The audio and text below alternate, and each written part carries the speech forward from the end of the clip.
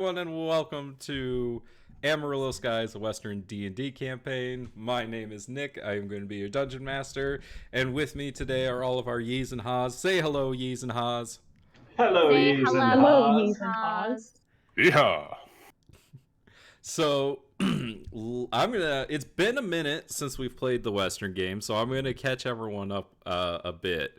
So, our Yees and Haws, after burying Blythe Langley in on the Hart Ranch in Amarillo, discovered his younger sister Alice, and she took them under her wing, and the party set off for Greywood in order to meet up with one Fitzwilliam Emmanuel Blunderdash, in order to recover the conductor stones for the hubstone that is located in the Amarillo mine. Along the way, we discovered some information about Scratch being a werewolf, and we also learned some backstory about Scratch and the Emerald Claw.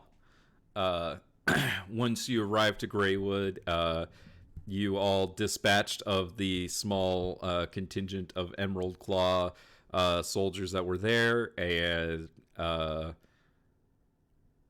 you then were introduced to the Independents living inside of this Warforged Colossus, as well as Fritz. While you were mid conversation with them, Alice noticed that the Oasis spirit had left this area, and that was why all the water had run dry. She was able to kind of see where the spirit was going, and you all quickly left the Warforged and made your way out into the desert following Alice. Alice then convinced all of the adults of the existence of the spirit world, and got them to believe a little bit. And with that, they were able to cross the bridge into the spirit world, and arrived at Yubaba's Four Courts Resort and Casino. Upon entering this place, they discovered that the Oasis spirit was being used as the front fountain for Yubaba's Resort and Casino. And it wasn't being held captive or anything like that. It had promised to stay until it could answer a riddle from Yubaba. And that riddle was, what are the names of the four seasons? The group learned that each of the courts here at Yubaba's is overseen by an Eladrin, that each has its own name. You all proceeded to go to the Autumn Court first, and in your experience at the Autumn Court, you met Aki, the Autumn Eladrin, in the form of a trial by goodwill of you rescuing a little bear, and essentially taking it back home without any malevolence. You were allowed to spend as much time as you'd like in the Autumn Court, and so Alice, Scratch, and Fox all decided to take a long rest. Valron, Rebecca, and Roger took a short rest and then made their way over to the Summer Court.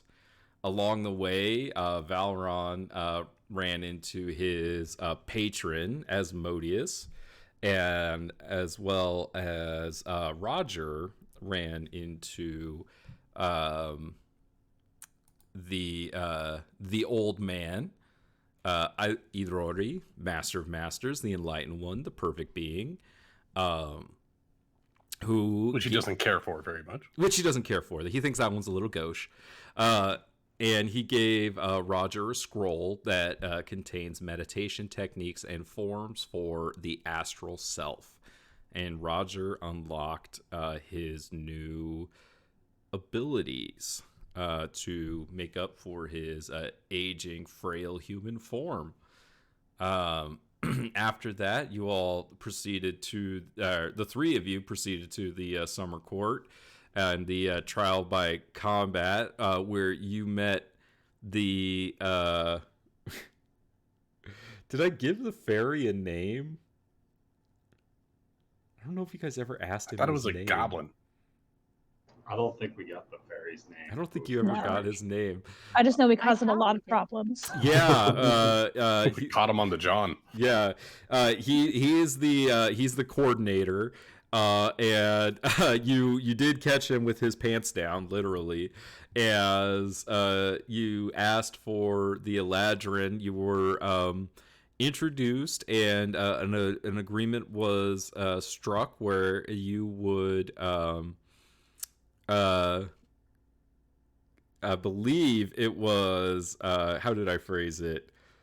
Eternal servitude for the Eladrin's name, and you guys fought a Drider that, according to Valron, was the size of a wagon, and got to experience Roger's new abilities somewhat. And the three of you were victorious in your battle with the Drider, and were given the Summer Eladrin's name of Natsu. And you, after that, went back to the Autumn Court, where you were kind of catching up your compadres on the events in the Summer Court, during which Rebecca called on the coordinator again, very much disrupting business, and it did raise the Yubaba die by 1. And I believe that is where we pick up, is inside the Autumn Court. I'm going to say during your long rest.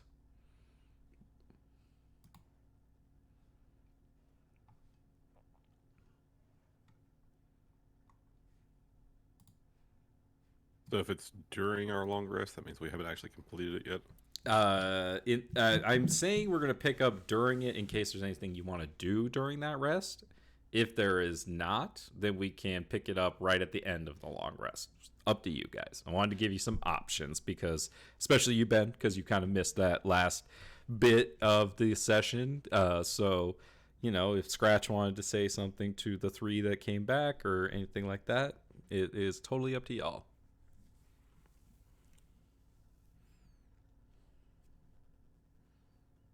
What'd y'all get yourselves into out there? We got another portion of the riddle answered. Solved the riddle of the Summer Court. Wound up with the name Natsu. Good. I'd like to get out of this place. What did you guys have to do? Right. It was got into a round of fisticuffs. Fair fight, name for name.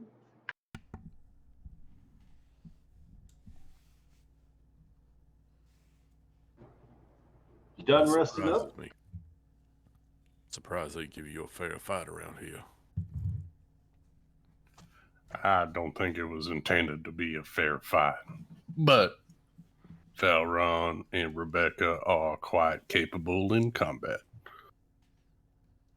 You too, You too, Robert. Let's not forget the contribution that you made. He punched a couple of those folks, which I cannot remember that much. But he was a great help.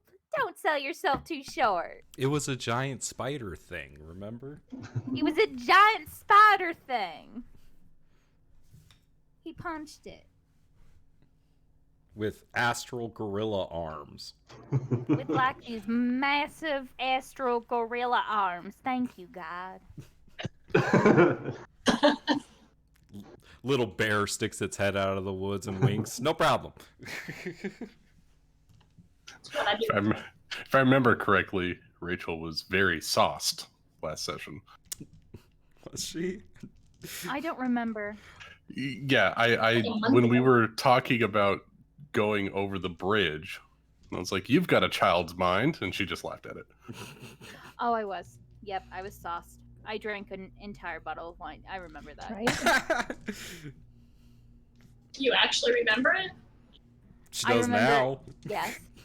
It's a The brown before out. and after. Yeah, it's a Nothing brown in between. I mean, it's all coming back to me. Like, yeah. Just keep telling me about it and I'll remember it. Yeah. So if we got 2 of the names, where do we need to go next? Well, we can either do winter or spring, or divide and conquer and do both at the same time. What are the trials that we have to go through again in those places? Winter and spring? Winter says silence. And then It's a spring trial of entertainment. sorrow. Sorrow. Ooh, we didn't know Wait, that. I did Alice that is right. super cut out for that. You're nothing Oh, but God. sorrow. We I all have do. tragic backstories. Let's go together. I mean, I don't know mine, so, I mean, Spring So is one of those entertainment. places, Spring is performance, correct. Yeah. I don't think I'm very cut out for the spring thing. I ain't much for performing. Silence and sorrow I can do, though.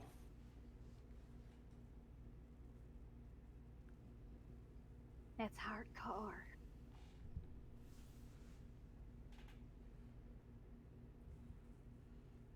I can Well. tell jokes. I think I'm pretty fun. People have told me I'm pretty funny. Looking. You know, I've heard them say that. Yeah. But at least I bring joy to someone's life. I There's think always whatever. silver lining. Robert Whatever. does seem a whole lot happier since you've been around. Aw. Who's Oh. Robert? I don't know. Who's Robert? Whatever we decide to do, I think we kind of rushed in these 2 trials unknowingly. We might want to do some more investigation in the next 2 courts. I mean, you mean Well, we want to ask around? when we went into the summer court, we didn't really look around. We just asserted ourselves and kind of forced our hand without really knowing what was going on. Yeah, it could have been bad. Yeah, it could have been very bad. And same for the autumn court here. We kind of just happened upon that bear without really knowing what was going on. So I think Also, that we probably could have been bad. could have been very bad as well. So we know that it's a very tricky place, and I think that we should just keep our eyes and ears open and make sure that we get the best information we can in the next 2 courts before we head in. You know, I think that fight may have done you some good. I haven't heard you speak so properly in a long time, Roger. Don't worry, it's going to fade here in a little bit.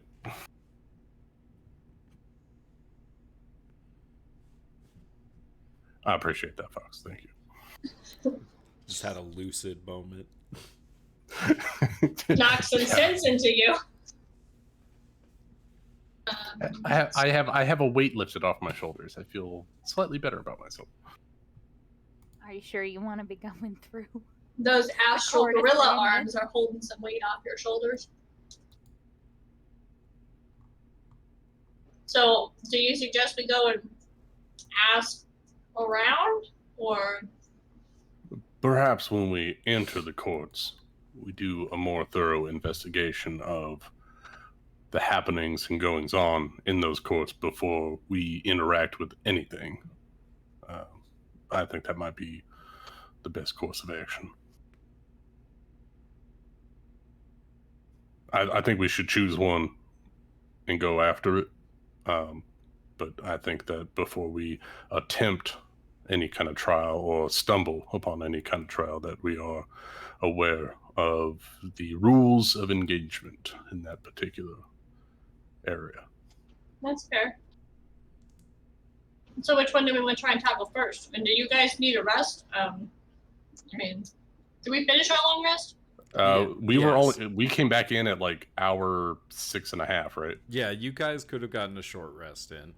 The ones that went to the I'm going to fight. take a short rest. I'm going to click that on my sheet here so I can get my monk stuff back. Mm-hmm. I believe the only one that had any damage was Rebecca. she was at 30 out of 46. Because she got hit with one arrow. I missed every shot that I took almost. I caught one. So as of right now, Rebecca's the only one that is injured. I don't know how many hit dice you have available to you. I don't think you used any last time, Rachel. Did you? You're muted. At least one. Oh God, she got a bottle of wine. Did she use at least one? It says she has at least one. Oh, I was gonna say I don't think she used any.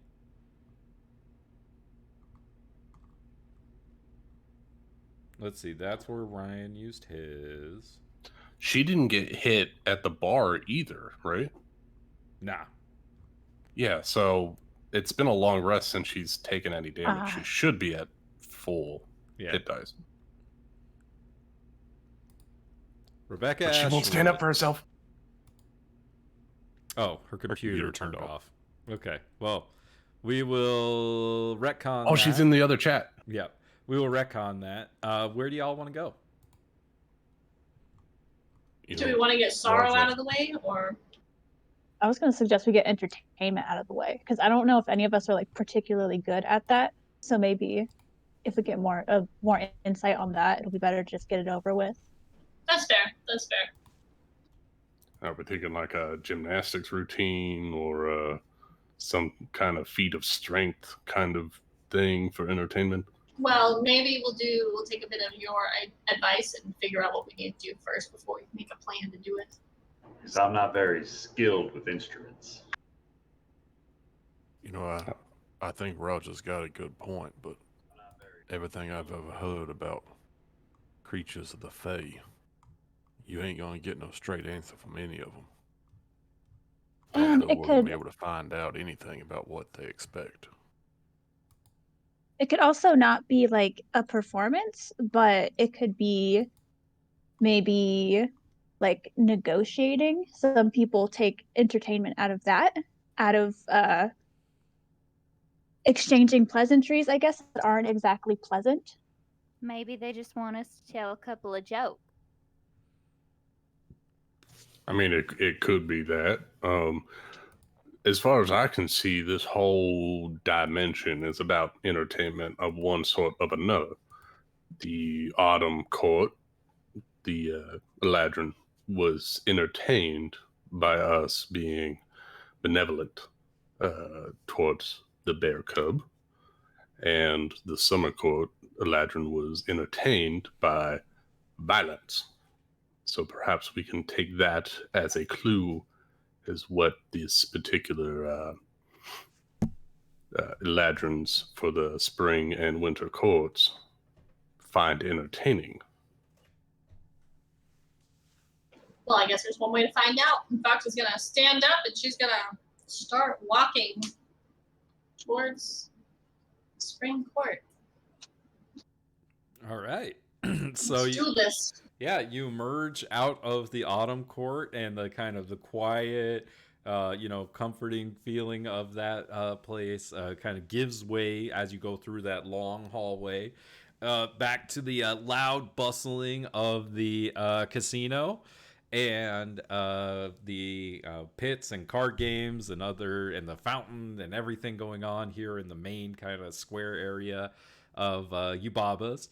As you make your way along the wall towards the spring court. Do you want to do anything along the way? I would like to shout my name, Rebecca Ashwood, for all to hear. No. Let's not.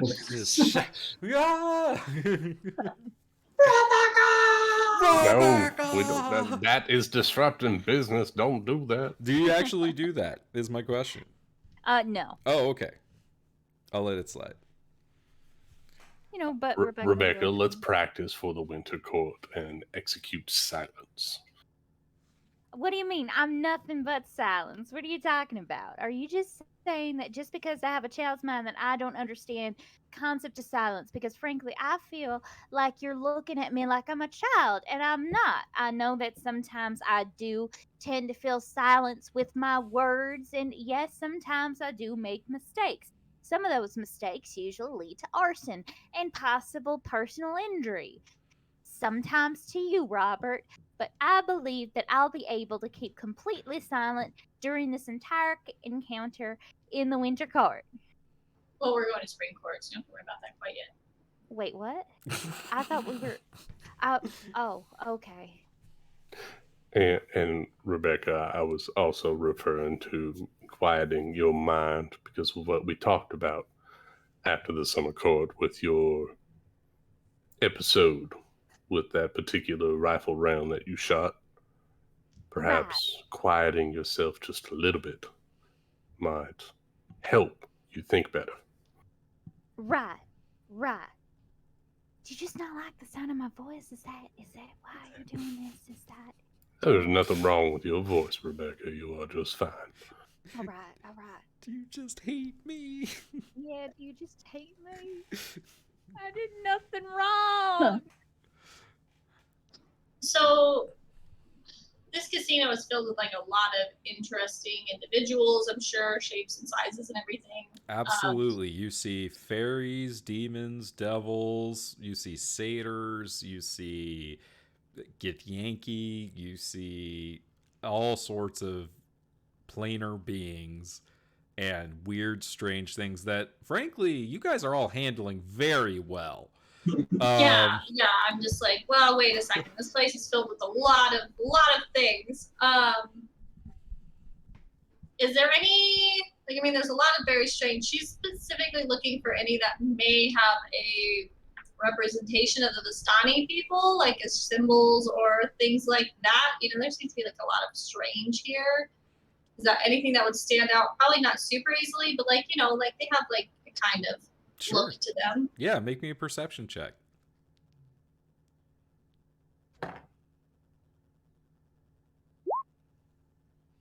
A 6.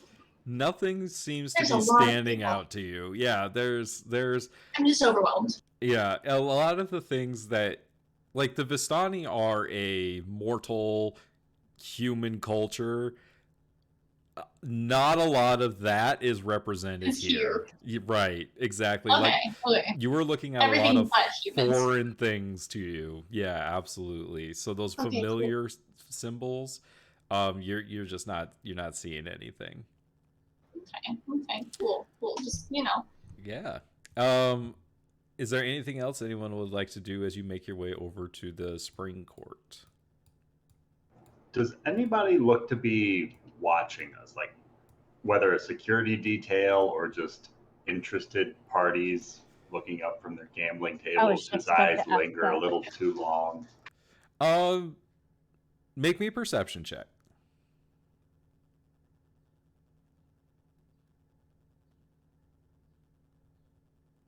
Dirty 20. Dirty 20 is pretty good.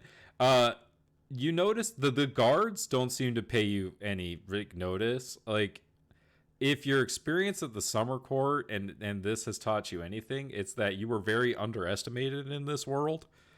Um, and you yourself kind of blend in. There are a number of tieflings in here.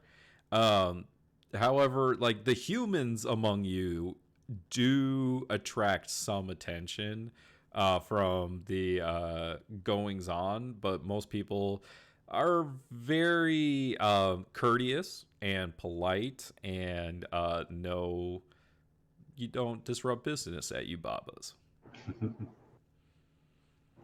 Right. Uh, as you make your way into the hallway of the spring court, this hallway is a little different than the two that you've experienced so far, in that as you walk down it, the it gets kind of like louder than it was before. You feel like you're going to be emerging into a place with lots of people present.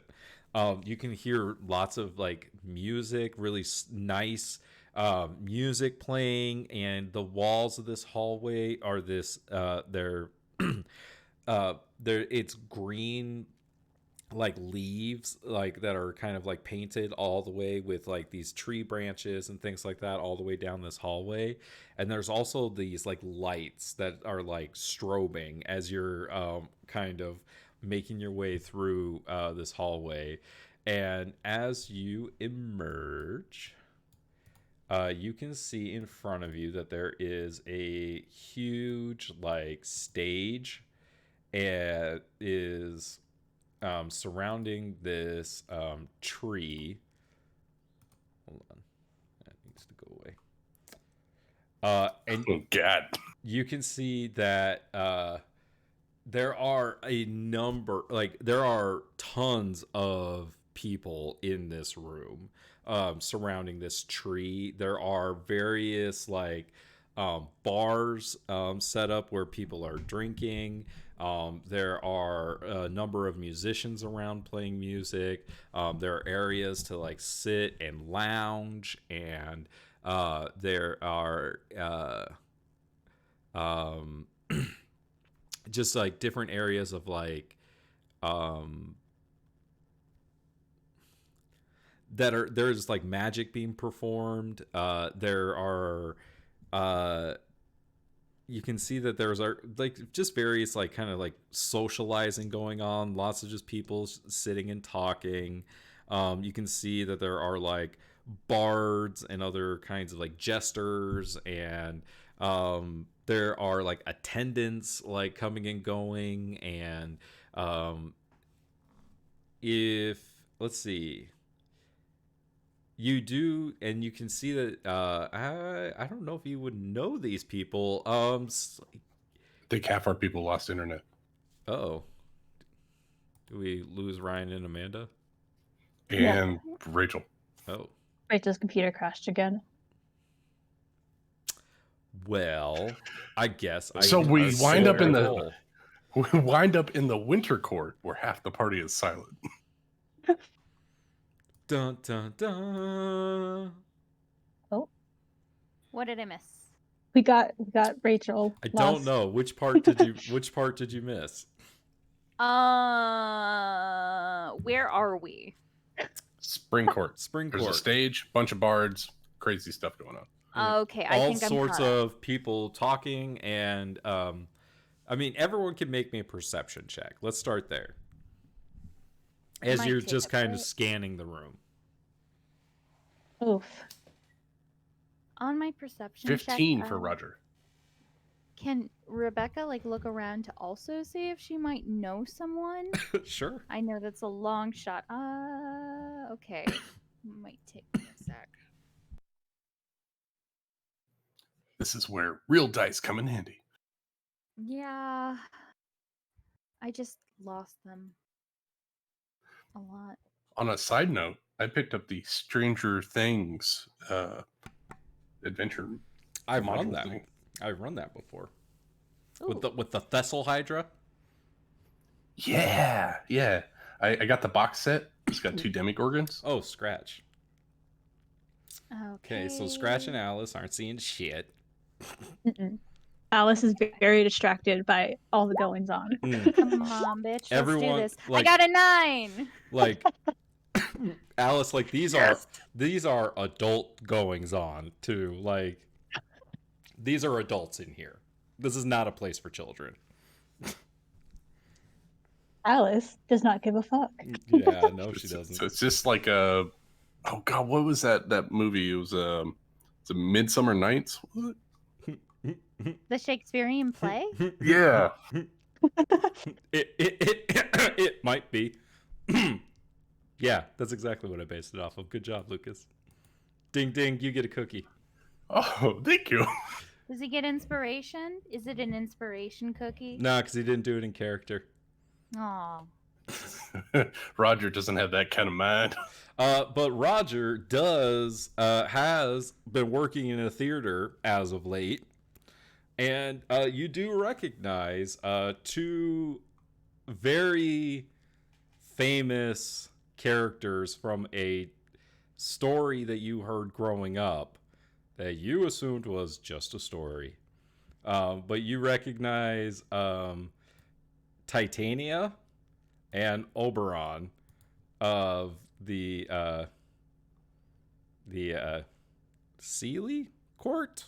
The Sealy Court. You have been told like literal fairy tales about these like characters that are now standing in front of you.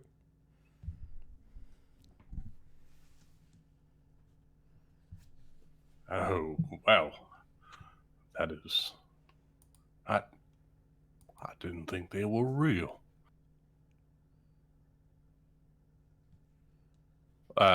He shakes his head and he mentions the two actors, the two performers. These are from tales and performances from many years back. Rebecca, you probably should have noticed this as well, considering you've been there as long as I have.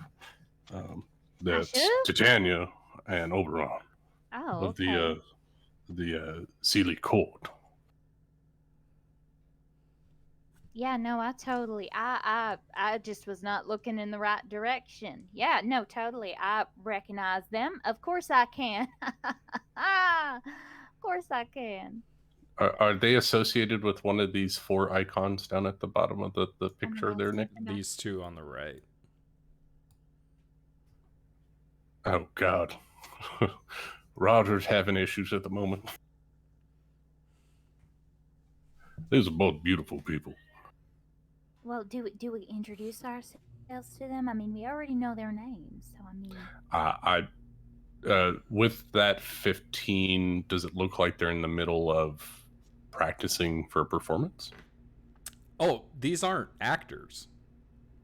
This is Titania and Oberon. They're surrounded by a massive group of people and attendants, and they are lounging on some cushions with some drinks in their hands and appear to be socializing. Ah, okay. These appear to be very important people. Here's a question. So I just realized this, the whole Sealy Court thing. Since Alice uses Balm of the Summer Court, would she have any knowledge on the Sealy Court?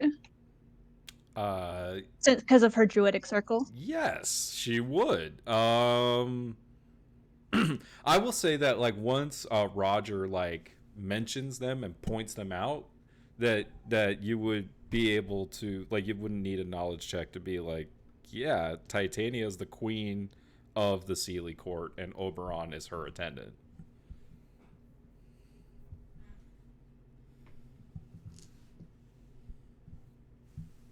We got Amanda back. Yay!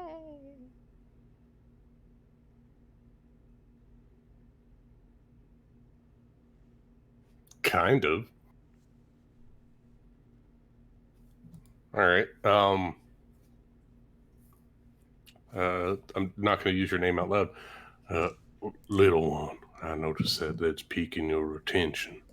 Do you have any spiritual guidance on what these two are doing or how we should approach? Well, she's the queen of the Sealy Court, and then that's she's gonna point to Oberon. I thought Oberon was the king of the Sealy Court. He technically is. Okay. Not in this world. I don't think they call him a king. That's the thing. Like, they call him something else. Like, anyways. Yeah. And then she's gonna point to Oberon. He's like her like right hand kind of king-ish, I guess. So they're super important. Okay. So, all right. I think we have to, just at first glance, I think those are the two that we have to impress. And if they're happy, then the Eladrin of the Spring Court will be happy. What do you think we need to do to impress them? Well, considering that I am not as agile as I thought I was, we could do a slapstick comedy routine. We could also use magic. That's all. Although I don't Magic know to if- aid a slapstick comedy routine? I mean, if that's what we're going for, sure. I'm trying to I know throw a lot anything of, I like- can at the Really at quick the before we situation. get too deep. Ryan and Amanda, are you back? We're We back. are back. How much did you miss? All of We it. heard the introduction of a stage at the base of a tree, and that's when the Wi-Fi cut out. And then we came back, and there's names like Oberon, the king of the Sealy Court, and a queen of the Sealy Court. Titania. Yeah. All right. Yes. So, you basically, this place is, for all intents and purposes, a huge like club, and there is music and entertainment, and there are bards and wizards and jesters, and there are people with entourages and attendants, and they're just like lounging, and there are other places where there are like bars set up, and there's all sorts of interacting going on, lots of socializing, lots of drinking, lots of frivolity, and then there's this tree in the center of everything that has this like stage kind of built up around it. And Roger noticed, and the pictures are in the bottom right here, these two figures lounging on some like a kind of across the room, and they're identified them as characters from like children's stories, like literal fairy tales that he was told. Titania and Oberon, and Alice, by virtue of her druidic circle, confirmed that Titania is the queen of the Sealy Court. She's essentially queen of the Fae. And then Oberon is her king or attendant. And that's basically what you guys were talking about. And I think those two are patrons. I don't think they're the person in charge. Correct. Don't be so patronizing. I have 6 charisma. That's what I do. I patronize. So you said they're people from fairy tales. Do you remember what any of these fairy tales entail? Oh, God. Don't make me do this. I have no idea. Well, I mean, usually fairy tales come from a little bit of truth. I mean, obviously they're right there, so maybe it would give us a little bit of an insight onto who they are and what they would enjoy. Nick, would Roger know of some of Titania's and Oberon's exploits in these fairy tales? Make me a history check. Let's see if you remember that All right. shit. Let's see if I can do it. I got +2 to this. Yeah. Natural 19 for a 21. Hell yeah. You have heard of a story called A Midsummer Night's Dream. That is that it does feature the two characters, Oberon and Titania, who are having a little bit of a fight, and they mess with some humans, and in the end, kind of learn nothing. But yeah, there's definitely, you've heard of that. Essentially, what you like, what that you learn from their characters in that story are about, like things like jealousy and trying to prove a point and failing. Like those kinds of things are what their story is associated with. Um, they are not the tragedy in the story. um and they are basically the dream part of A Midsummer Night's Dream, I guess, is a good way of putting it. I relay that to Fox because she has a sharper mind than I do. I mean, they're your fairy tales, but I mean, I guess it's. I recite to you the fairy tale for the next 6 hours. with a 6 charisma, Roger begins reciting word for word Shakespeare. No. It comes off deadpan, no inflection at all. Our nuptial hour draws on apace. 4 happy days brings in another moon, but oh, methinks how slow this old moon wanes. She lingers my desires, like to a step-dame or a dowager, long withering out a young man revenue. So, Scratch. That was beautiful, Scratch.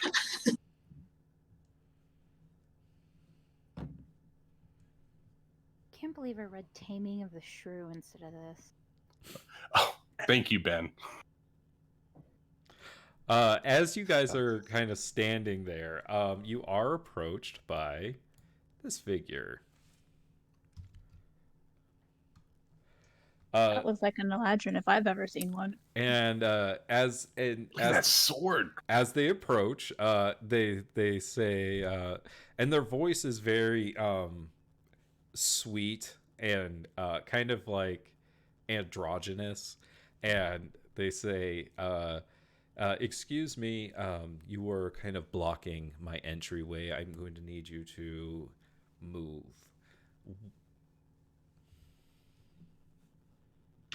Oh, yeah, sorry. And Fox will start to step aside. What is it that goes on in here, if you don't mind me asking?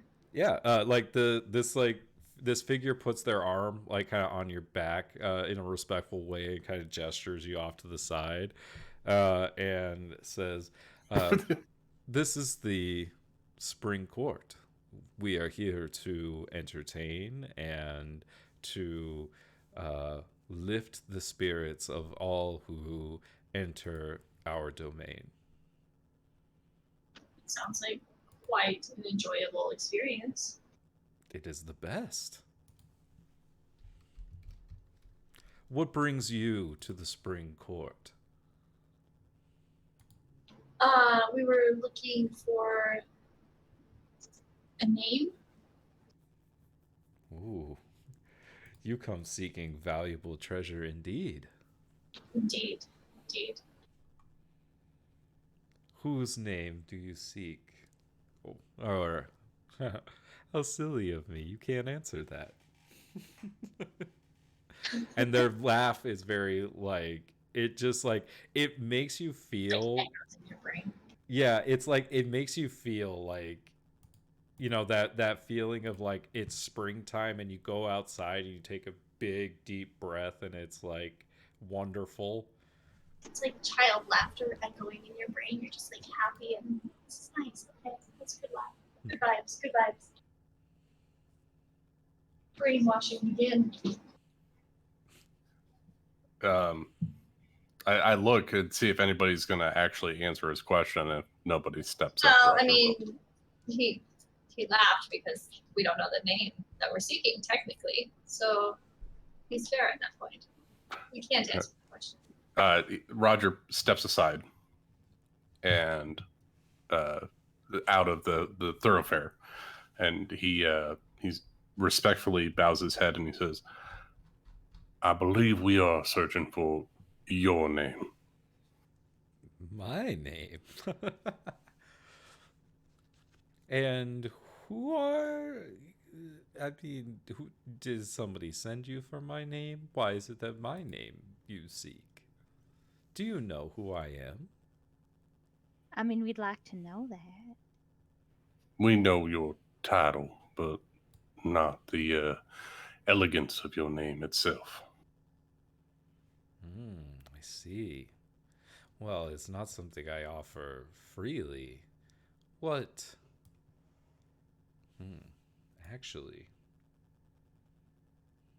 And you see as they like put their hands up near their head and they give a clap, and in a few moments you see that there is a tiny there's a tiny fairy that I made way too big. Hey, listen. I was just gonna say, it comes up and it's like, "Hey, listen."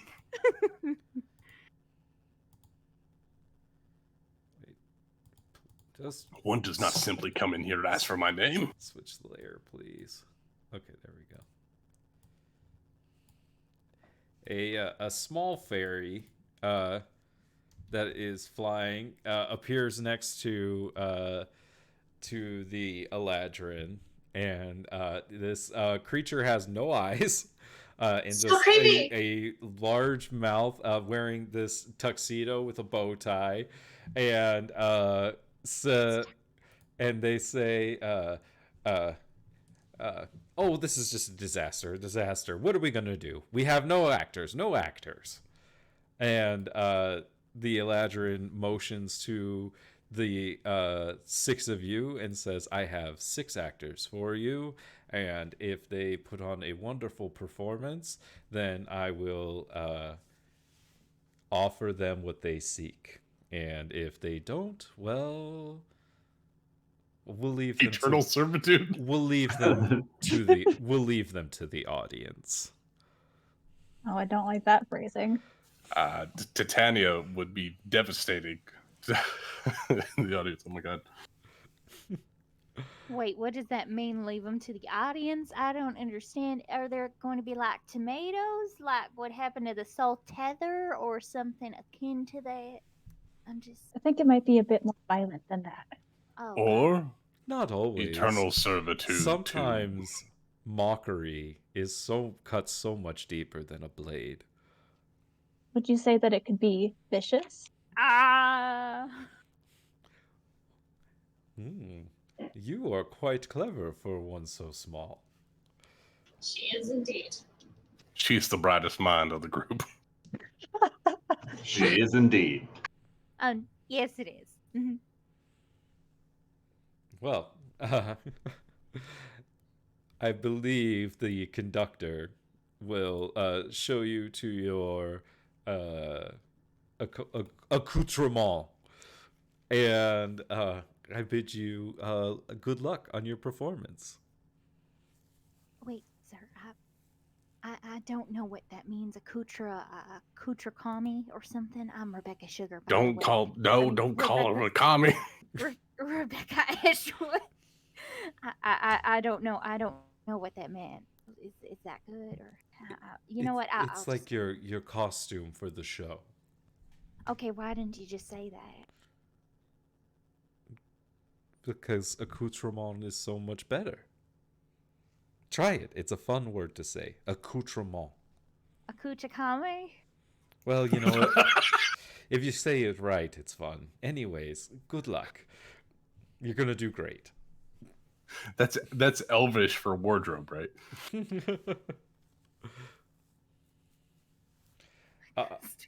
So,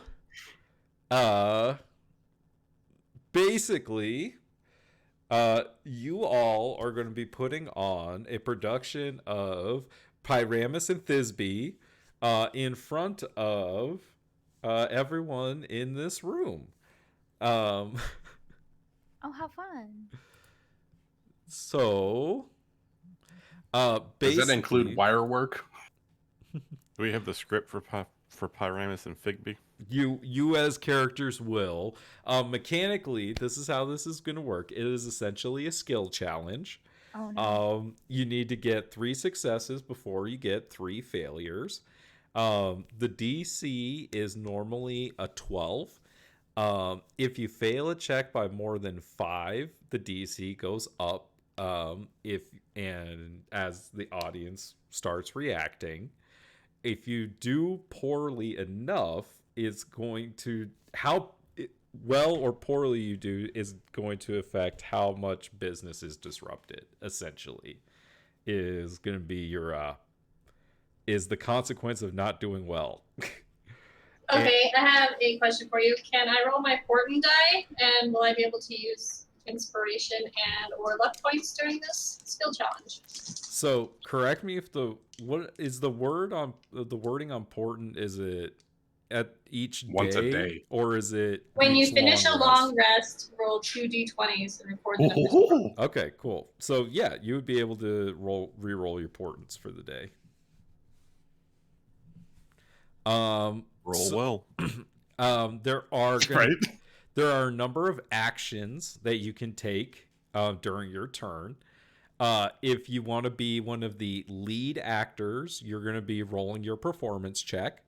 If you're going to be one of the supporting actors, you can give the help action to another actor. And if you want to be on special effects, you can use spells and skills and abilities to add special effects to lower the DC of a performance check. I will be a lead actor. I'm a star. I have a +6. I think I'm going to be on special effects. I would like to be on special effects as well. Not everybody can be on How special many? effects. How many? I will support. I'll be a support as well. I'll be a support as well. Oh, Gotta you be can't a have buddy. only There one has to lead. be There has to We be need another 2 lead. leads. I'll be a lead. I All guess. right. We got think- this, Rebecca. I think you have the second highest charisma, don't you? She has a Got +2. I have a +2. So, I'll whisper in your ear. Don't worry, Rebecca. I'll make sure that you do your performance magnificently. Thank you. Thanks, Robert. I got this. I got this. Just a And bunch of I will keywords. look to her and say, yeah, you're gonna do fine and cast bardic inspiration on Rebecca. Oh, thanks. I don't have anything else to give you except, break a leg, but not really, because, that'd be bad. But actually, oh my gosh! you will? Why would you curse such a person with such an accolade? Why would you say that? Oh god, everything's gonna go horrible. The little fairy starts freaking out. I didn't mean to roll the dice. I was putting that so I knew I did it. Please don't make me use the one. Well, Okay. I mean, I like to look on the positive side of everything. Or, 'cause, Then why would you wish her to break a leg? This is the most insane thing you could say. It's Well, a I mean, material plane saying. Well, it it's means a good stupid luck. saying. Well, I mean, at least I didn't say the M word. I know that if I say the M word, then that's bad luck. So I didn't say that. What's the M word? We're not going to discuss the M word. M word. It is the M word. It is a Shakespearean play.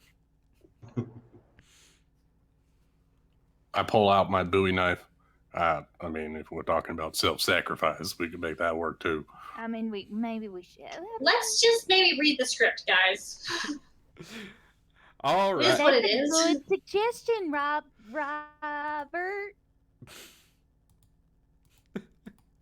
Let's not count that out yet. Right. I mean, I'm pretty good at dying. No. So, for those not familiar, this play is the play within a play in A Midsummer Night's Dream. Oh, Th- thank God. that Thank you. that the carpenters and other craftsmen put on for the noble. For Oh the gosh. nobles. How did it go for them in Midsummer's Night Dream?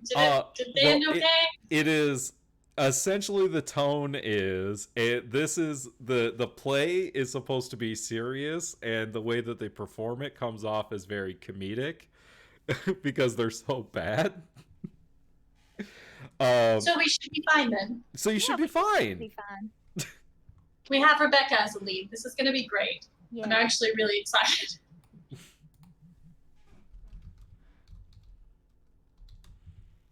Okay, let's go get in a costume. Let's do this. Well, god damn it, Roger left. Where did he go? Kid. Robert!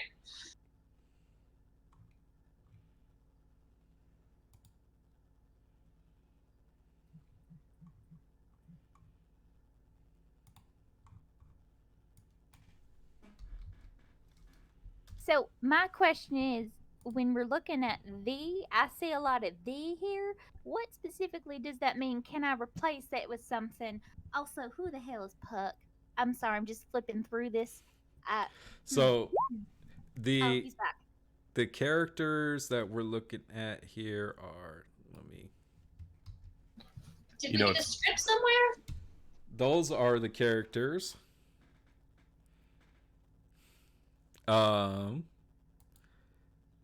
So those my are the God. characters in the actual play, but And I sent you a link to the actual play.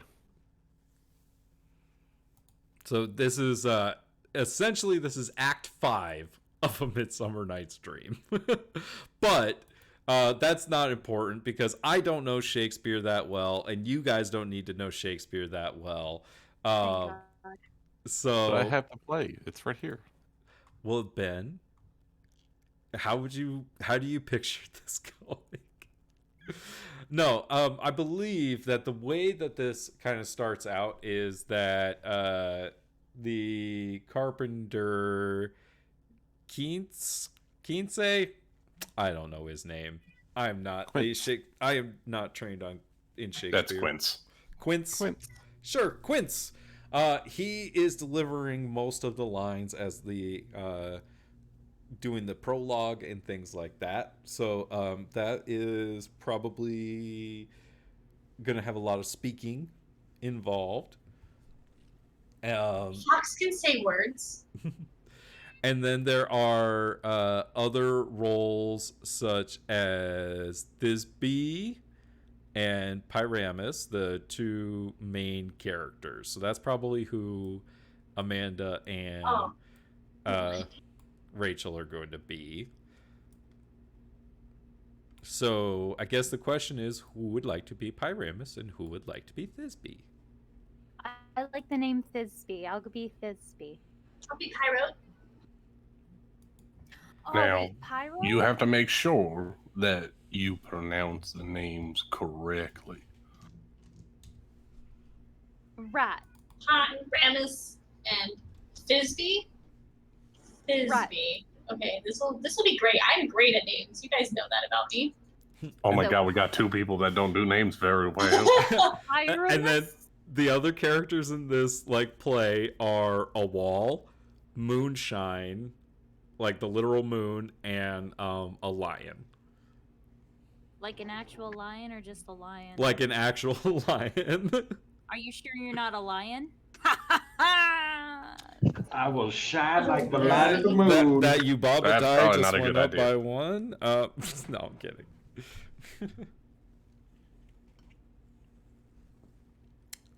I could probably do a passable imitation of a wall.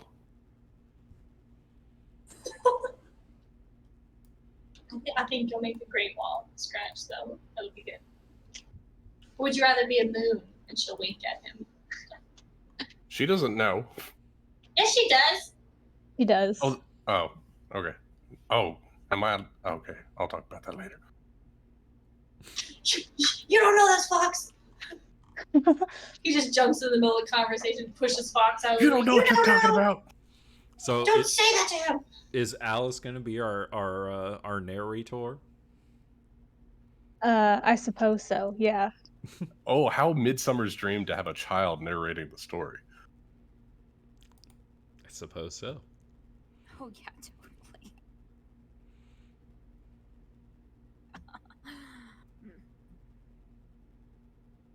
All right, so we got Wall Moon. What was the third like auxiliary Lion. character? A The lion. lion. I I have fought a lion in the past, so I think that I might be passable as a lion myself. You fought a lion? Yeah, Like an actual lion or like a mountain lion? no, like a legitimate lion with Why the did mane you- and everything. Why did you fight a lion? For money. That's What terrible. the lion do to Yeah, you? that is. It's not what the lion did to me. It's what the benefactor that brought the lion in was going to do to me if I didn't fight. Well, I mean, you didn't kill it, did you? No, I just beat the shit out of it. Oh my God, Robert! I just imagine us all in like this fucking dressing room in this Fey world, and we're just like, Robert, you can't just beat up lions. Yeah, like he's like taking his shirt off, and there's like this big old scar from the fight.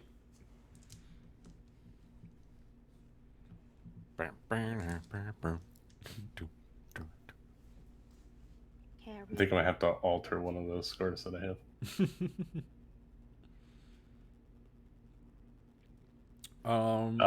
Yeah. On like you kind of see like there's some fangs like on his right hip. There's some fang holes. He grabbed me across my waist. Yeah, see it bit so deep that it pierced my hip. In fact, this is the bad hip that made me fall when we were back at the theater. Yeah, bit me almost in two, but I was able to give it a couple elbows in the top of the head and poke it in the eye. Got it off me. Still, that's so mean that you fought a lion. Well, you do what you have to do to survive.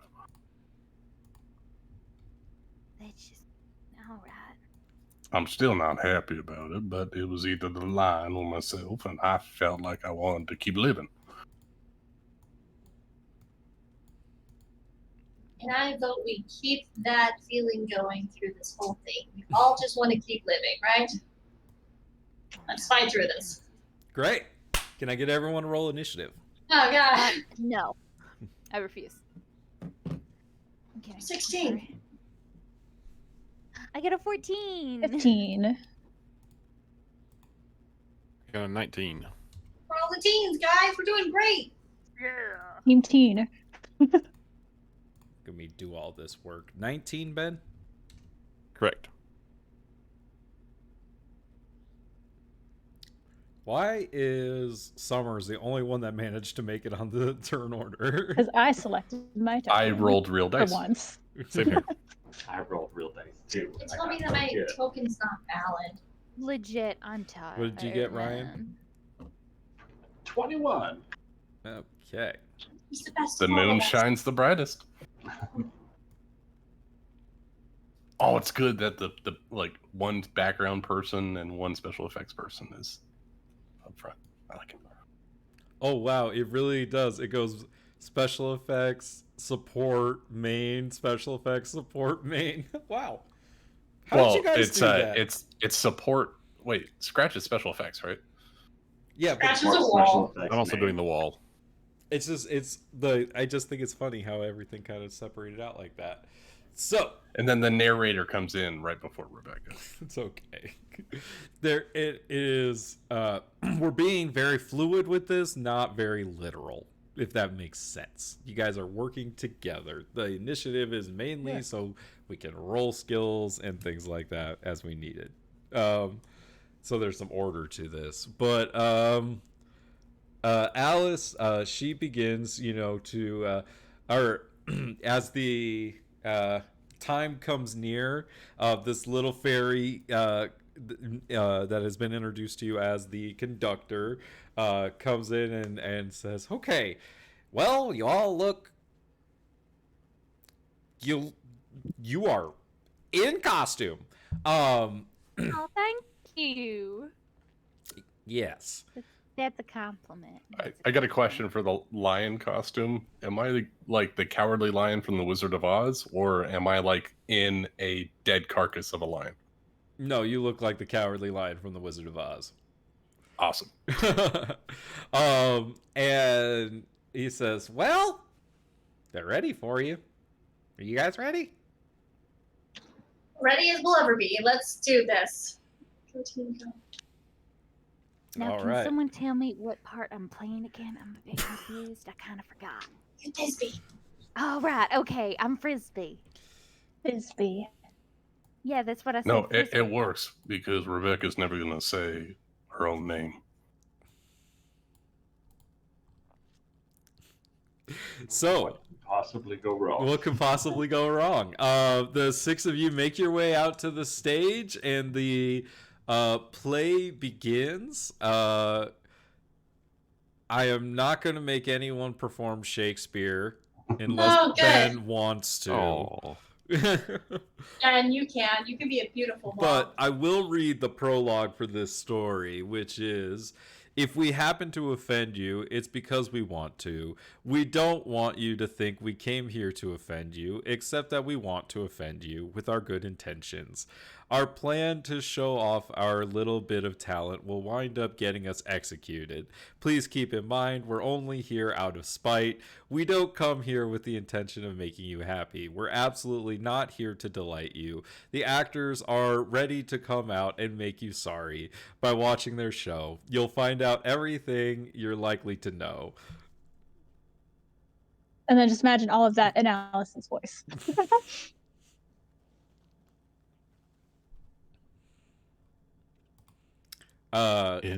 in this same interlude it doth befall that I, one Snout by name, present a wall, and such a wall as I would have you think, that had it in a crannied hole or chink, through which the lovers, Pyramus and Thisbe, did whisper often very secretly. This loam, this rough cast, and this stone doth show that I am that same wall. The truth is so. And this the cranny is, right and sinister, through which the fearful lovers are to whisper. All right, so I'm going to actually start with Scratch then. So Scratch, how are you supporting for, or what are you doing with your turn? That's how I'm going to phrase this. I'm doing my level best to look like a wall. That is And easily done. speaking very uncomfortably. How are you going to support your lead actor? By holding my hands out like I have a little nook in the wall for them to speak through. And I'm going to be a very intimidating wall, as though they would be impossible to climb over me or break me down. Okay. Oh, that rhymed. How are you going to help, like, give the help action to either Fox or Rebecca? Does that make sense? So you're doing your part in the play, but like, how are you going to assist them with making their performance better? I'm going to have a copy of the script, like, held up against my chest. On Just in Rebecca's case. side? Yeah, just in case they need a quick reminder. All right, that's perfect. That's exactly what I'm going for. All right, awesome. You got like a veil of like shimmering fabric on your arm to make the wall, and there's just a piece of paper pasted on the inside of it. Exactly. All right, and then Valron, you're doing supporting as well, or For this what are you opening, gonna do on your turn? so for this opening stretch, Valron is doing his best to kind of blend in with the scenery about the stage, like whether he's just got a sheet over his person, because he's casting Mage Hand and having this spectral glowing hand raising up and just symboled like a half moon sea shape, just glowing 30 feet up in the air over the stage as he's able to voice the moon but present this imagery of a moon-like shape Okay. for special effects. Yeah, give me like a Deception check. I was gonna say deception, sleight of hand, something like that. Sure. All right. This is such a high school performance. How about a 12? That is enough to help a little bit. I'll take it. That budges it a little bit. All right. So Fox, what are you doing? Do I need to roll on your turn? No, you don't. Oh, I guess you could roll me like a stealth check if you want for hiding the script. All right. That's a well, 22 stealth. You successfully hide the script on your person. I guess Fox is going to use the light shining from this mage hand above head to try and read the words that Scratch is so diligently holding. So she's going to try and read the script from Scratch with the moonlight that Balron is providing. All right. Make me a performance check with advantage.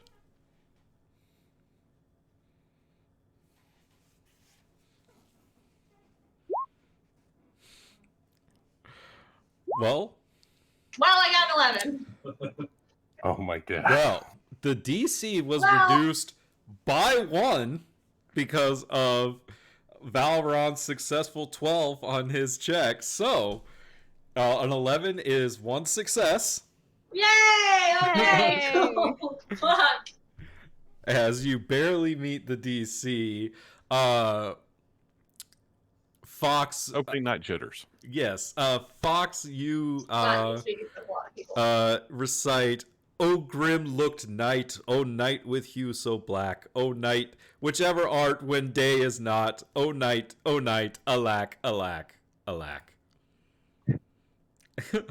I fear my Thisbe's promises forgot, and thou, O wall, O sweet, O lovely wall, that stands between her father's ground and mine, thou wall, O sweet and lovely wall, show me thy chink to blink through with mine eye. God, this is ridiculous. Shakespeare was funny, y'all. I don't know if you knew this. I mean, he put in a lot of dick jokes, so that is definitely a dick joke right there. So, sounds like me writing backstories when I'm drunk. So that is a success. Roger and Alice, what are you doing on your turns? That is a really good question. I'm in a lion costume and I know my part's not up yet. I mean, you could always do a help action. That's the idea. Just kind of like think about I know. I'm trying to figure out how best I could help the performance when I'm in costume. Think of it this way, Lucas. It doesn't necessarily have to be linear to exactly what just happened. Gotcha. All right. I'm thinking of, let's see. I should try to help Rebecca. I don't know the play, so I'm going to attempt to assist Rebecca by trying to whisper in her ear the proper name so that way she doesn't call Pyramus the wrong name. Perfect. Make me a stealth or sleight of hand to make sure, like, to have your. I'll do it stealth, trying to unnoticed. Be quiet. Not hot. That's a 7. So you like kind of go up and kind of whisper the name to Rebecca, and you can hear people in the crowd going like, what is the lion doing talking to Thisbe? Like, what the hell? Like, you can hear people like kind of like picking you guys apart in the audience. Alice. Could I can I use fairy fire to kind of give mood lighting for it? Yes. Ooh, Starshine. Yeah, I will say. So what are you gonna cast the fairy fire on? I want to cast it. Like, is there like kind of like a backdrop, like, or like, yeah, like, I mean, like we have the items moon for, like, floating backdrop. up right now. But that's giving off its own light, and it's not like you could make it actually glow. Mine's just True. like a ghost Oh, hand, yeah. really. Yeah, I'll use a fairy fire on the moon and give it like a nice like golden glow. All right. So the gonna mage go ahead and hand cast begins that. to glow with the use of the fairy fire, and you hear some people in the audience actually go, "Oh, not bad, not bad, not bad." Really distracts from the lion. Yeah, you know, they appreciate a good fairy fire around here. The lion slinks back behind the curtain. All right. So Rebecca enters as one of our titular characters, Thisbe. Go ahead and make me your performance check. So- with just a straight roll. Can I instead do a backflip? No. Oh my god. Oh, fuck. Don't forget you Goddamn. have bardic inspiration. I do. right? I do have bardic inspiration. Yeah, I totally do. I have a 6. Can I use bardic inspiration, please? Yeah, you can. You get to roll a d6. Please, for the love of God, 6, 6, 6, 6, 6. I got a 2. So that is your first failure. As You fumbled the name, didn't you? Yes. I would imagine not only did Roger say it out loud, Rebecca heard it incorrectly. So Rebecca comes out. She's, "O wall, full often hast thou heard my moans. For parting my fair, how do you say this name?" I really don't know how to say the name. I'm sorry. Tyrannical, Pabro. It's something. It's something that starts with P. Prius. I'm gonna call you Prius. Yeah, Prius. Die. My cherry lips have often kissed thy stones with lime and hair knit up in thee. God, this is ridiculous. This is a glory hole, everyone, for the record. Anyways, Oh God, this is all dirty. it's all dirty. Alice, don't read that next part. Y'all enjoy this? Like, this is a lot of sex in here. God. Okay, well, to each your own, I guess. So, Valron and Scratch, it is, the two of you are up next. How are you going to continue to aid in this performance? Or would you like to make your own performance checks? So, not being too familiar with the play itself, Because if there's any sort of like villain or antagonist style role that would be like want to intimidate or rile up an audience. So this is, sorry, let me put those in there. So these are the kinds of actions you can take. You can like be a lead actor, a supporting actor, or you can do like a special effects thing. I would like to try and support the performance of Rebecca as she's going along, like kind of emphasizing the proper pronunciation of names and just reminding, like, speaking Pyramus out loud a couple additional times than what the script calls for. So she'll be like Prius, and you'd be like Pyramus, like just literally like right like over her almost. Just trying to play it off like I'm actively deceiving the audience. Like, no, you guys heard it wrong. She said it right. Gaslight the audience. I mean, I think I'm not even saying it right. I'm pretty sure what is it? Pyramus? Is that how you're supposed to say it? I don't know. I think so. Mr. P. I am not Greek, so I'm not 100% sure. All right. What kind of a skill would you like to use? Trying to shoot for deception. All right, make me a deception check to kind of ventriloquize over. Yeah, 13. You're able to kind of do it in like the context of the play. However, it is very obviously not in the script. But it will aid Rebecca on her next performance check. Terrific. All right, Scratch. How about for your turn? Okay, so the wall having done his part, I'm going to go back over to more like special effects. And I don't really have any good magic that I can make work here. Guess you're gonna have to go with practical effects then. Yeah. Or just so make a performance check. Because I have +0 to performance. It's okay. You can still be an actor. You can do something with your rifle. No, there's a knife that's coming up in the closing scenes of the play. So I'm going to try to make the knife particularly fancy looking. Okay, try to like make the props a little better on the fly. Yeah, it's like sort of try to glamour the knife a little bit. And the best I can come up with is trying to cast like a sanctuary spell on it. Just as a way to sort of consecrate it and try to make it glow and all that kind of stuff. Interesting. Go ahead. Mechanically, it wouldn't work, but make me an Arcana check. That's what I think. Arcana check. Yeah, that's a scratchy thing. That sounds like a spell thing to do. Sounds like that's a scratchy. 18. 18. I'll say you are able to cast Sanctuary on your knife as you kind of leave it there near the wall like it's supposed to be.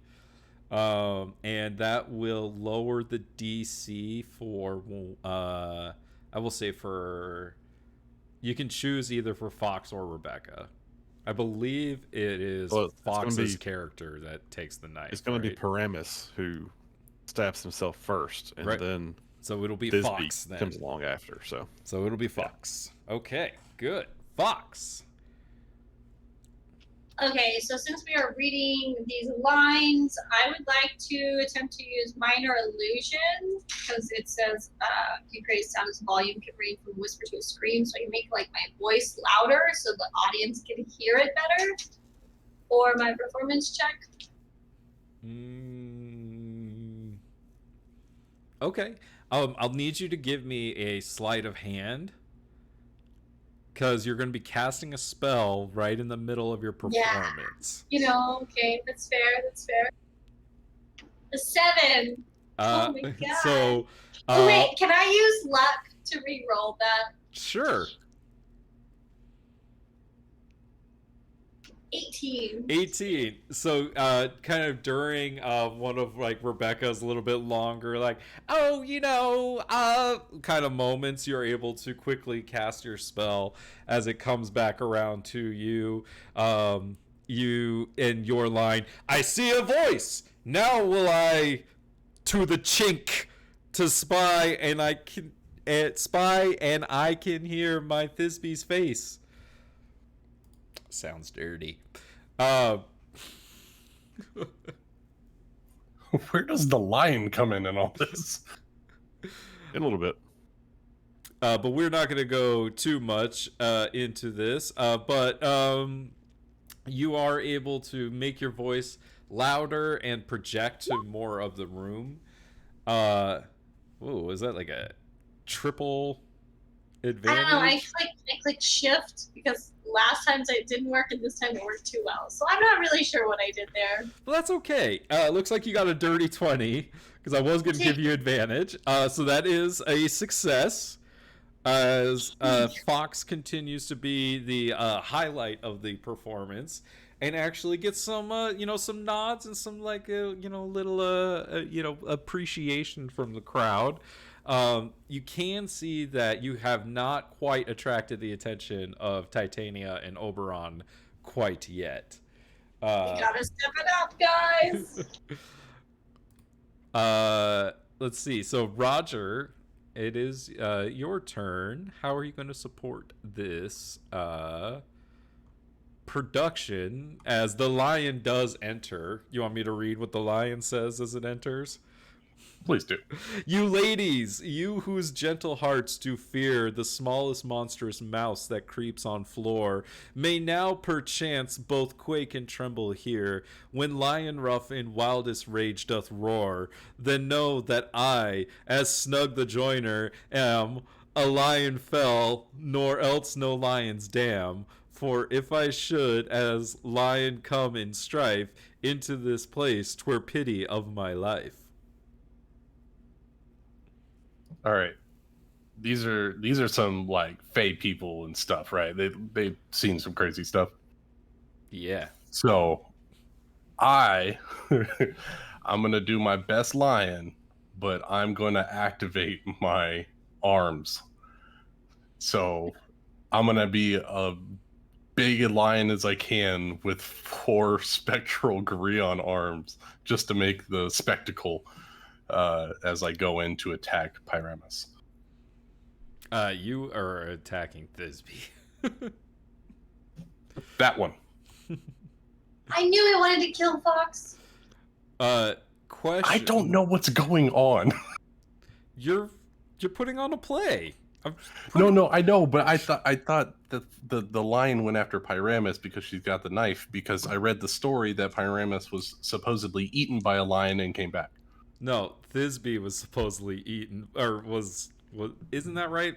Correct me if I'm wrong.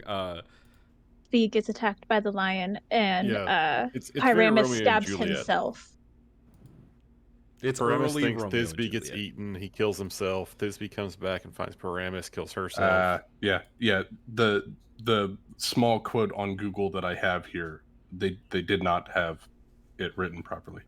Okay. Damn you, Wikipedia. Darn. Yeah. All right. Thisbe, I attack Rebecca. All right. Question: when you do the little activation on your arms, does everyone have to make a save? No, I think it's a chosen thing. When you do each creature of your choice, yes. Yeah, I'm not Okay. choosing anybody. It's just for the spectacle. Okay. I will allow this. Everyone make a save. So That would be very dramatic in a change of the script, wouldn't it? I mean, it's up to you. But so Roger, you are going to be attacking Rebecca. Are you going to be pulling your punches?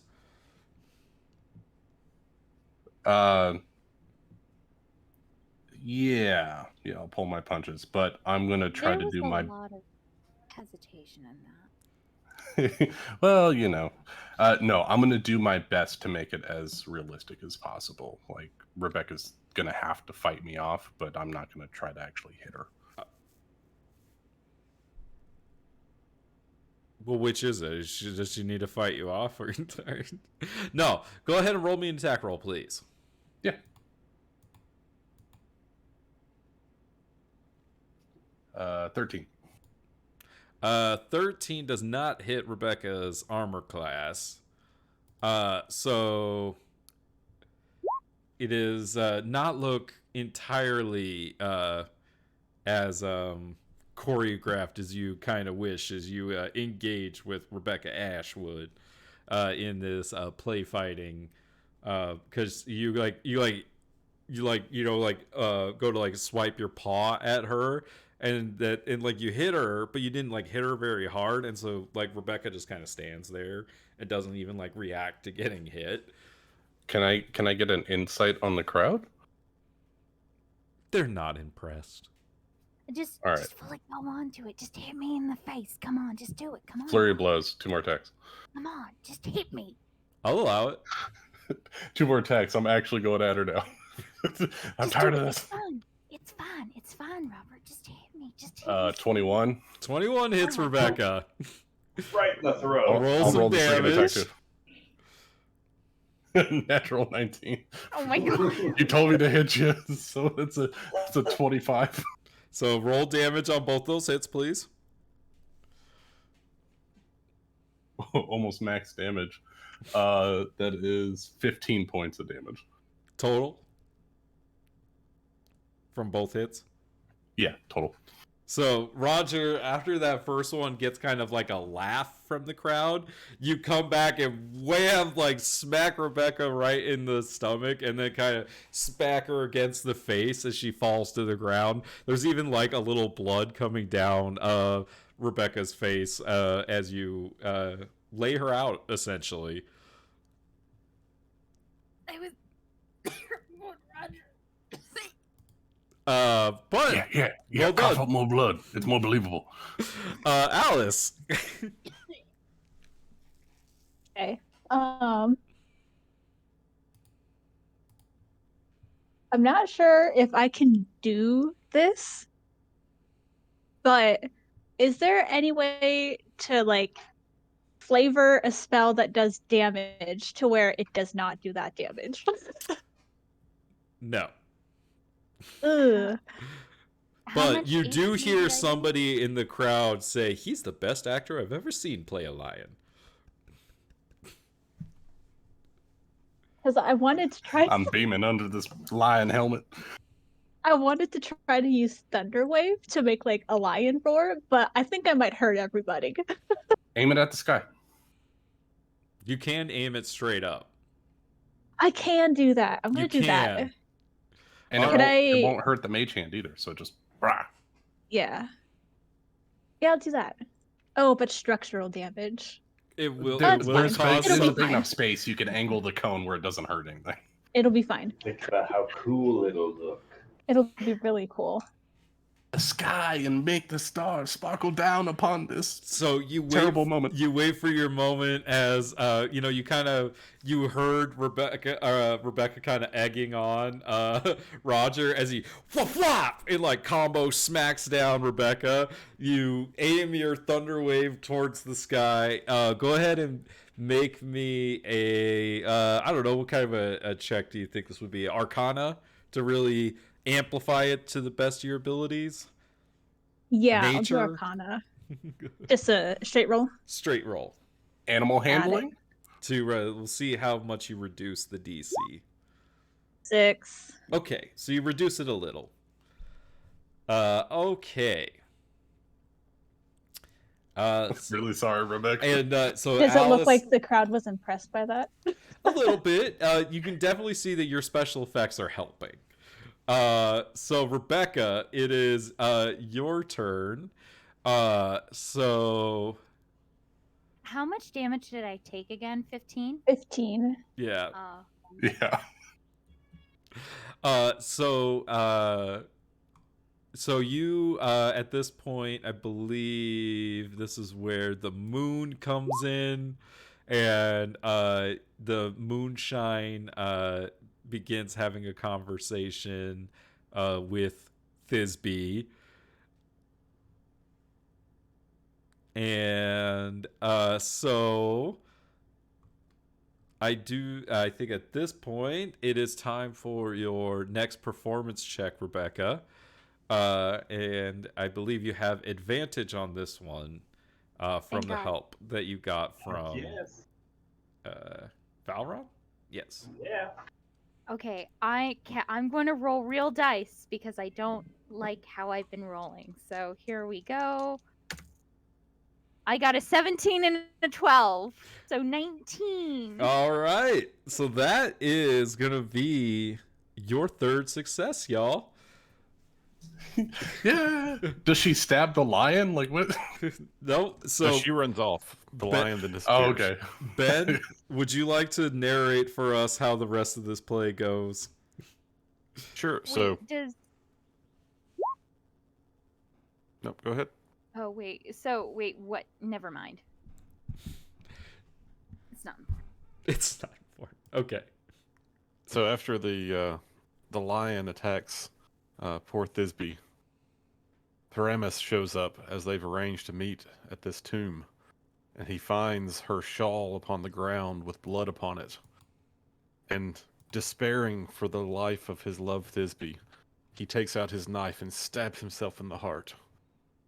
And thus he dies.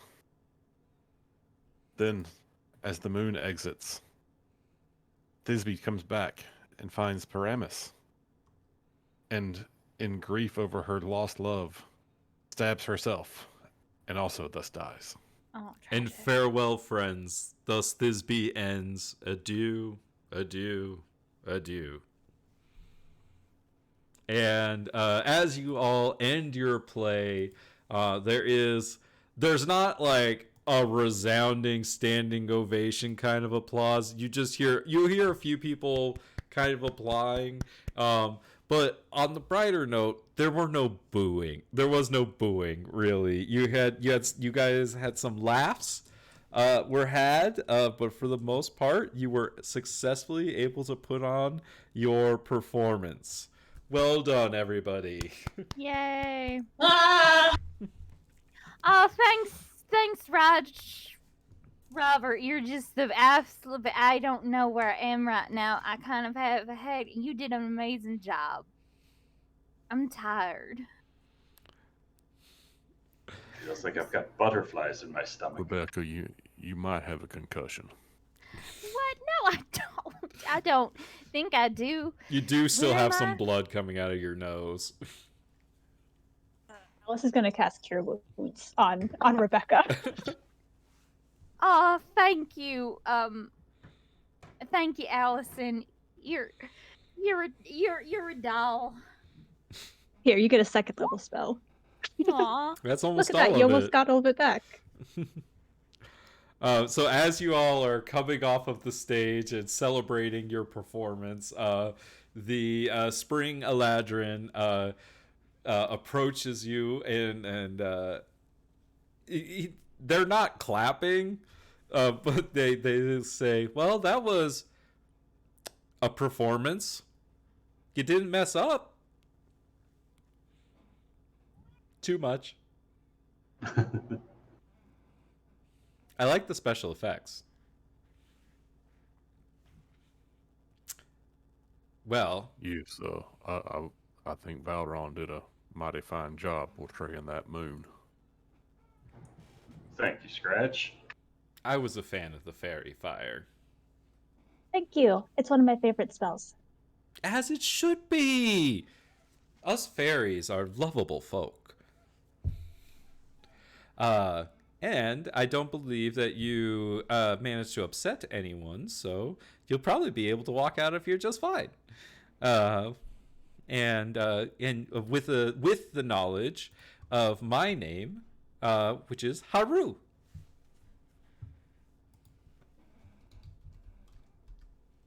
You're going really anime with this, huh, Nick? Yeah.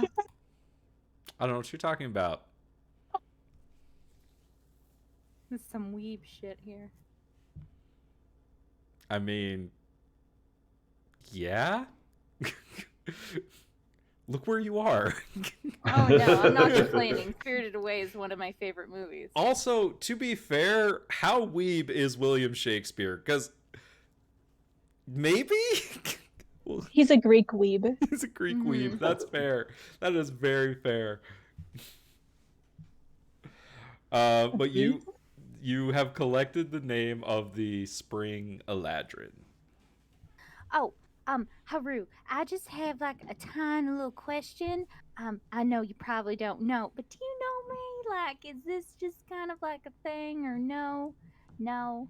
Okay. Well, I will forever know you as Thisbe. Oh no, my name's not Thisbe. My name's Rebecca Ashwood. Then why did you ask, if you already know? I don't know. Well, I technically don't know who I am, but you know, I'm sorry. I get I nervous. think you mean you don't know who you were. Who you are is whoever you want to be. Well, yeah, I mean, using those tongue gymnastics, yeah, I don't know who I was, but I'd like to know who I was so that way I can know who I am.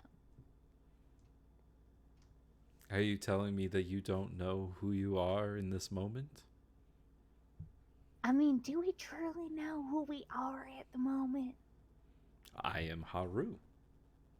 Who are Any you? chance you could tell us what to expect in the Winter Court, so that she knows who she needs to be as well. Well, the Winter Court is a cold place. It is a melancholy place. It is a place of solitude and, well, sorrow. As far as what you can expect, I would steal your heart.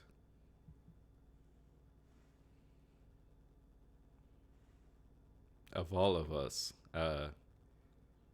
my sister can be the most spiteful. That's mighty encouraging. Oh, one more question. Speaking of the Winter Palace and stealing your heart, I'm just wondering, do you have any like coats? Is it going to be cold? Do we need to steal? Well, not steal. Can we borrow some coats? Because it might be a little bit cold. And Oh my! As you you would borrow something? I mean, we'll give it back. Oh, no, no, no, dear. Here in the spring court, things must be traded. You do not borrow things. Ew. Okay, I have a hat. I mean, well, not a hat, but I don't know what I have. I have a dagger. Can I trade you for a coat? No, I think Not material things, Rebecca. I I don't believe know what I they are. need to get going. Please do not disrupt my business any further by making your presence known here.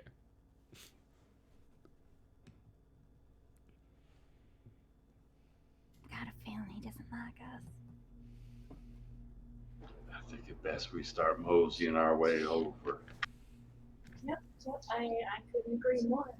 Fox will kind of like put her hand on like the back of Rebecca's back and just kind of like usher us out of here. All right. Is there anything anyone would like to do before you leave the spring court? There's probably not going to be any winter clothes in the spring. No. As we leave, can I just kind of want to take note to if if our performance phase Titania and Oberon at all, or if they just kind of look bored. They indeed looked bored the entire time. You did get a slight chuckle out of Titania at one point when you were messing up pretty bad, but that was about it. It seemed to be that they were paying attention to the bad parts, not the good parts. Bunch of bitches.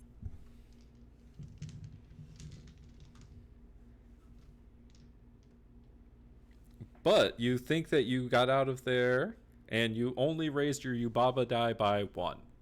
Because you only failed 1 check. Huzzah! Huzzah.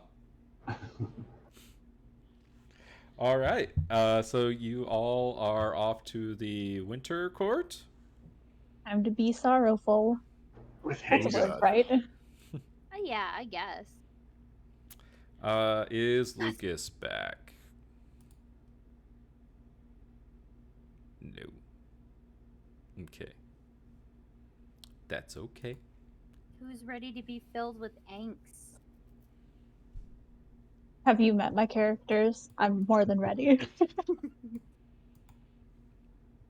Okay. So you make your way back out of the spring court, back into the casino. Making your way in here, it's actually a little quieter than it was in the spring court.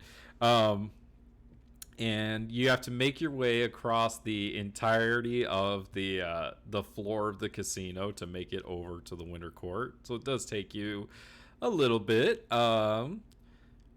But as you make your way down the corridor of the winter court, the sounds of the casino fade away behind you as you make your way kind of down this hallway.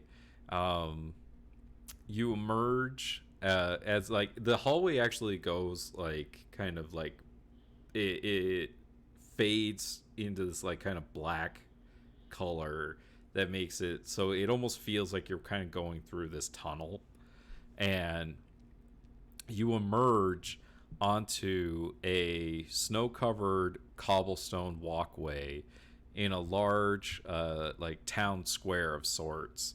There's a large marble fountain in the shape of a stag and a wolf circling a tree in the center of the square that is frozen over.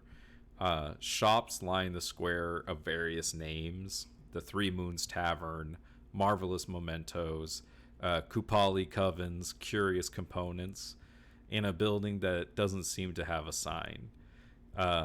Ahead of you, beyond the fountain, lies a beautifully crafted iron fence surrounding a snow-covered Victorian graveyard.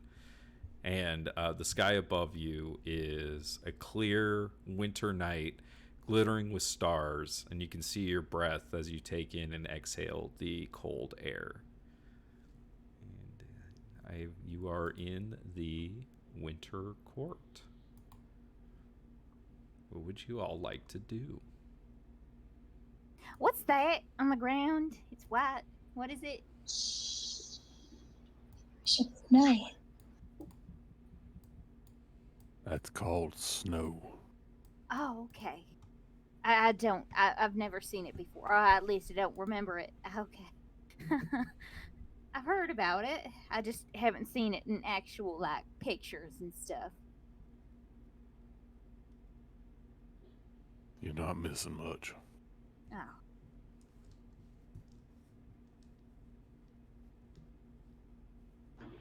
Do there appear to be any other footprints in the snow? Not really, because it is like it isn't like actively snowing, but you can see like as like you make a footprint, it just kind of fades away, almost like a That's video cool. game would like fade away, you know.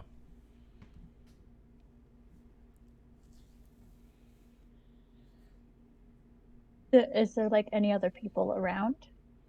You don't see any. You do see that there are lights on in some of the shops, but as far as like people walking and like among this courtyard, you don't see anyone. But you can make me a perception check.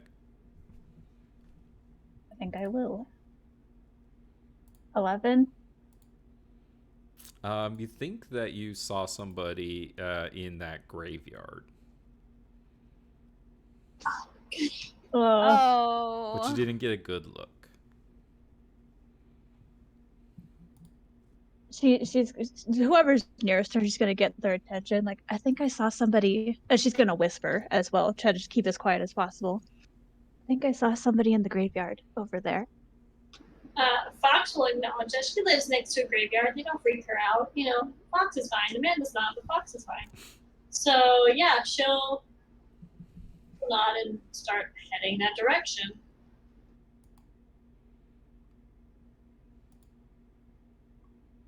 And yeah, Alice wants to go check out the graveyard. I don't want to be left alone. Rebecca will follow along. Oh, she's pretty. I'll stick with Fox. And Rebecca will drag Roger along. Perfect.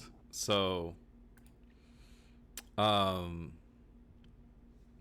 you go through this iron fence, and you can see standing in the graveyard is a woman with her back to you. You can see that she has this like blue glowing hair, and all of her wardrobe and everything is this blue and white with this white trim. And you can hear her weeping gently with her back to you.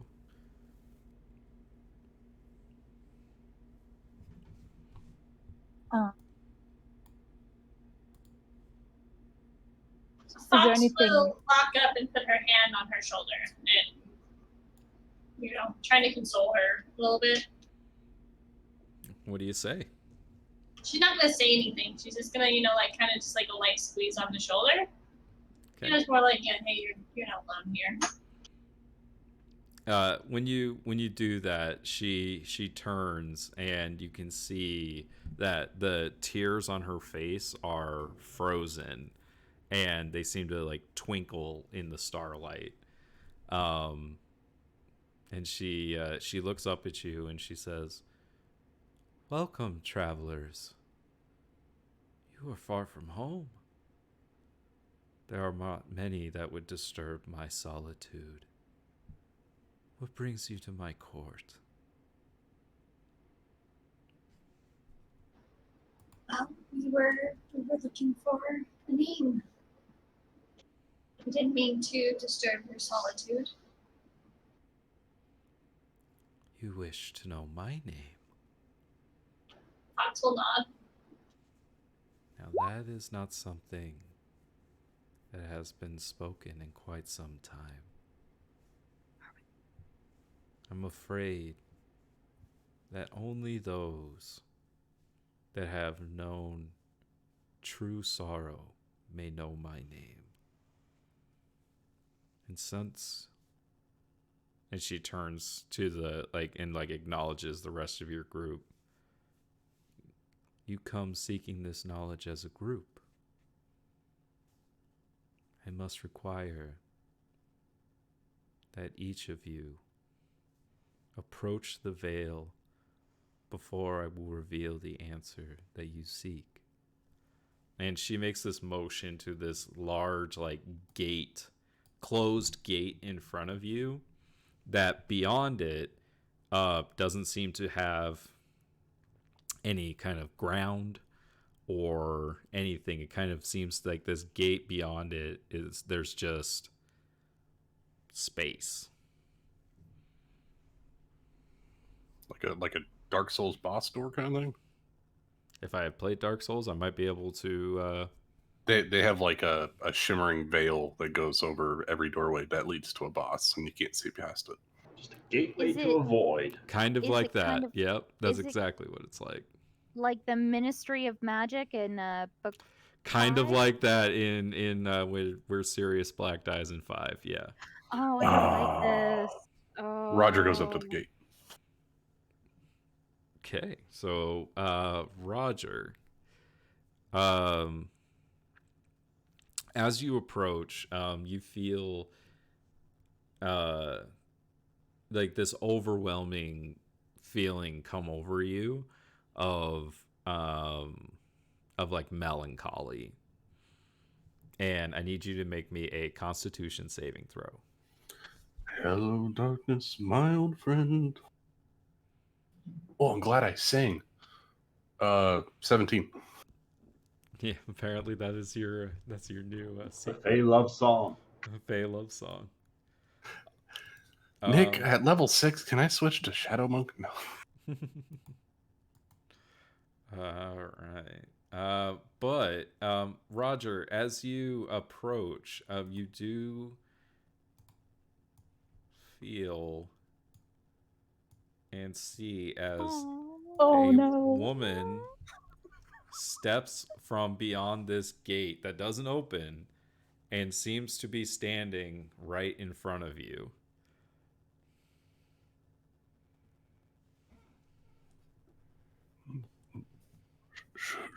Susan? You can see that she doesn't respond, but she nods. I didn't get the chance to tell you, but I'm so sorry that we couldn't have lived the rest of our lives together. You see, she doesn't speak, but she approaches you and she puts her hand on your cheek.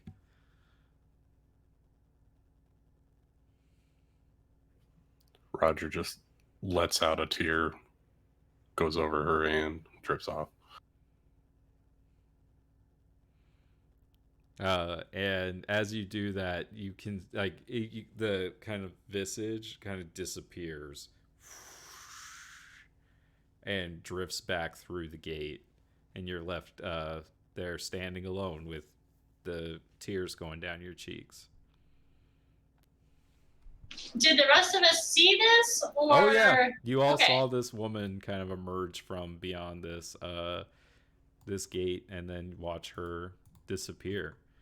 And Roger, as you turn to the Winter Eladrin, she nods her head at you. I step away from the gate and I pull out the scroll, the Astral Self scroll, and I try to bury myself in it just to focus my my thoughts instead of dwelling on it. The elf actually walks over to you, and she like puts her hand like on yours, that as it's like shaking as you're like unscrolling it, and you can, as like she touches you, like her touch is ice cold, and She's as cold as ice. and you hear her say, "Don't push it away. Dwell on it." He got the scroll like partially open, so he just kind of folds it instead of rolling it back up. I think you're right. As that happens, Scratch walks up to the gate. All right. Let's air out the laundry, guys. Scratch, as you walk up to the gate, you see emerging from the other side is a man wearing a hat, fur coat, with a heavy beard. It is your friend Oliver.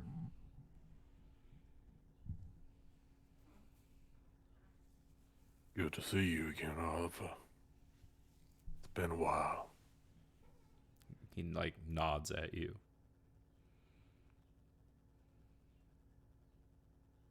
I want you to know I am going to avenge you.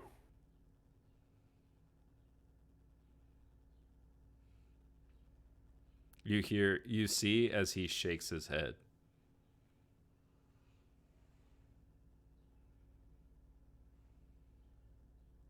In like what we did, what go what they did, I can't let it stand.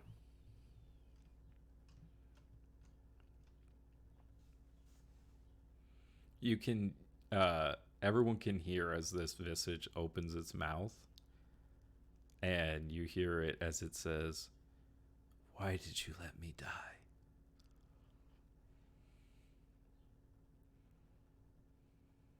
I couldn't stop it. I know it's my fault.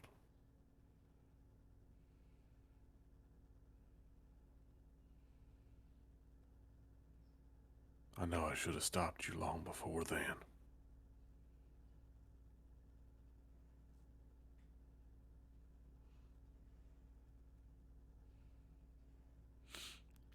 You watch as this visage, it turns its back on you, Scratch, and walks back through the gate.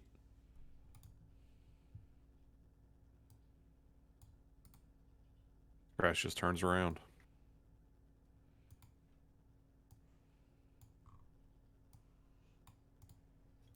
Roger tries to make eye contact with Scratch.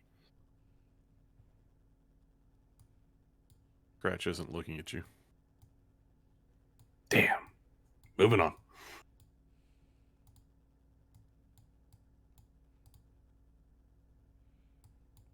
Yeah. Scratch just played that scene in his head. What he just saw is nothing he hadn't told himself a dozen times already.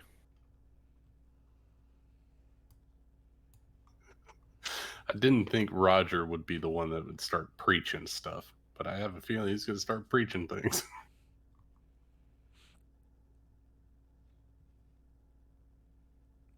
Who would like to go next?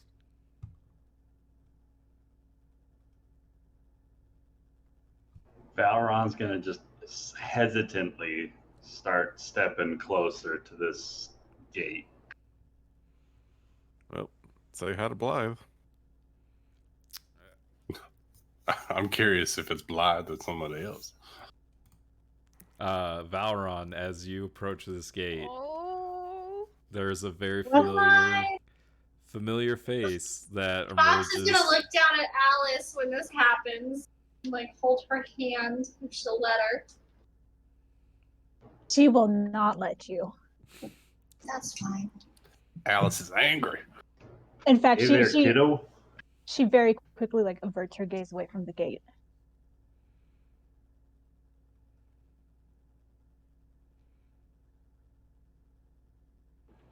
You're shorter than I remember you.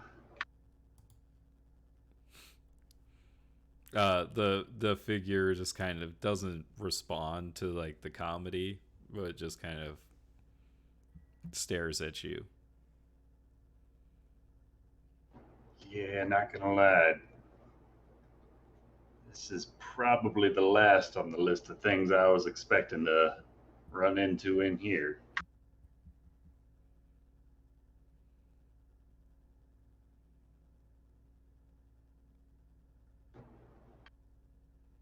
But I'll tell you what, make you this promise, one orphan to another. As long as your sister's wanting to stick around, she's got a family willing to keep her safe. I can assure you, everyone here is willing to do their part, and then some. Make sure that Alice gets where she needs going, so that the Langley name can live on. You watch as the figure of Blythe like takes his arm and puts his hand on your shoulder, and he smiles at you. And you can see that Blythe like mouths the word "thank you," but there's nothing that comes out.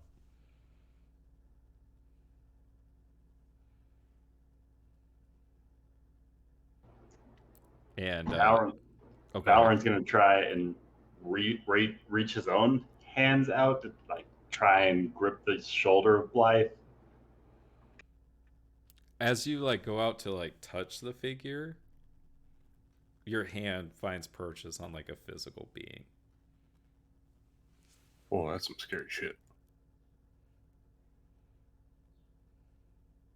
And you see as Blythe mouths the words, "I'm sorry" to you.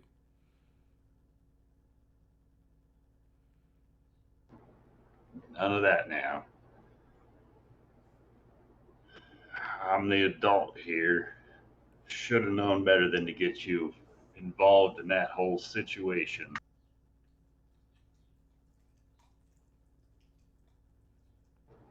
You tracked down that monster like you promised.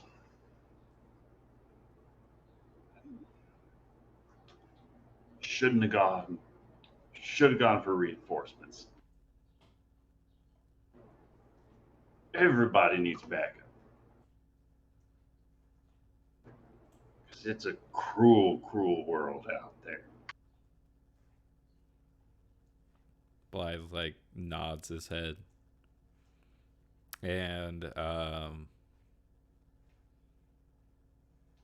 Valeron, you can feel like as that happens that your hand kind of slips through the shoulder it was resting on, and this figure disappears into mist back through the fence.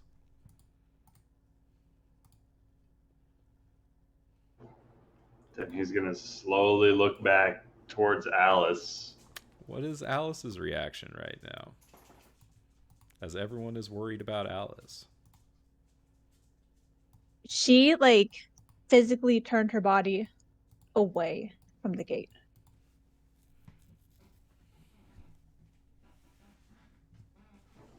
He'll walk back to the side of the group that Alice is not at.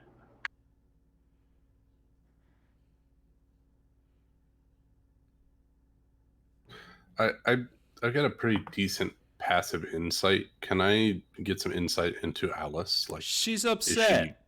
No. I know. I know that she's upset, but like, is it pure anger? Is it? Oh, that's a good point. Sadness, remorse. Like, he's trying to use his. Make me an insight check. Go ahead and just go. I want to see like how Roger might. Sure. Interpret it and see if he can help. I'm going to ask for a check, and then I'm going to let Summer be the DM in that instance. 21 for Roger. So it's Jesus Christ. I was going to attempt to roll a deception check, but I'm going to attempt it anyways. Go for it. Oh, so close. I mean, so like essentially Alice thinks she's doing a pretty good job of hiding her feelings, but Yeah. she is still a child. Yes. Is she shaking with anger? Is it sadness? Like what is Roger able to pick up? It's like a whole cocktail of emotions, because she's like angry, she's sad, uncomfortable, I guess. Okay, And Roger like will see she's this. like the entirety of her body's just tensed up. Roger is going to do the best he can, and he will reach and have a hand on each shoulder and get down to her eyesight, probably looking down, and he'll say to her, I understand most of the feelings that you're having right now. He is gone now, and you're going to have to handle whatever comes through that gate. And if you want me to be there by your side, I'll be there.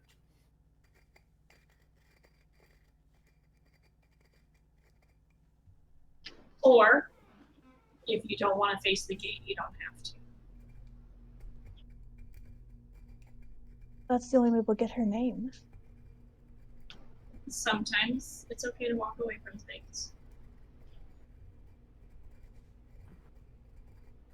I mean, is it okay if we all don't face the gate, or is this like... I'm just wondering, you know.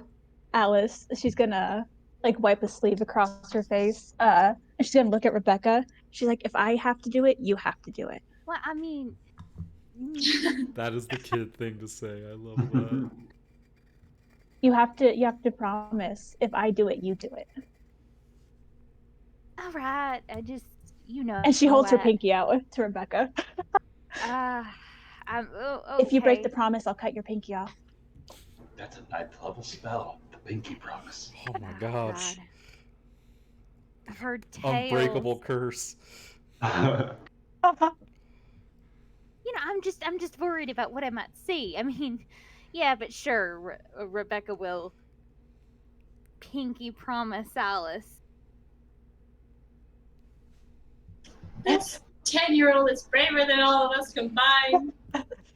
And she's gonna like deadpan stare into Rebecca. She's like, I'm serious. If you break this promise, I will cut your pinky off. That's how it works. I mean, okay. I mean, I just, you know, I just wanted to make sure, you know, that maybe we all didn't have to go through it, so that way you didn't have to go through it. You know, I'm also looking out for Fox over there. You know, maybe like half of the group already went through, so maybe we all don't have to go through. Like, how does this? I'm not trying They to said get all out of us. Well, all right. I admit. All right. Okay. I'm just nervous, you know. I'm nervous too. Well, what do you think we're going to see, Fox? Who do you think you're going to see? Fox is gonna look at everyone else who obviously has had super huge tragedies in their life and just be like, I couldn't be certain, honestly. I may have an idea, but I feel like you guys have all experienced greater sorrows than I. I mean, I know I've faced trials, but I haven't faced, you know, sorrow.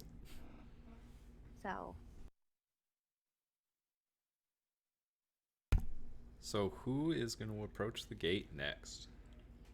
It better be Rebecca. She's made pinky promise with a 10-year-old, so... No, she'll go after, Yeah, Alice did say if she does it, then Rebecca has to do it. So Alice will go to the gate. No, it's okay. Why don't you let Fox go first? Come on. Nope, she's already up there. No. Fox. You can't dissuade her. So Alice, you approach this gate, and not one figure, but 3 figures emerge from the Ooh. gate. So, Alice, you find yourself. You didn't know about her dad, like technically, right? Like No. you did. No, but she's didn't. smart enough to know. Yeah, She she's just smart doesn't enough. know. So, Oh.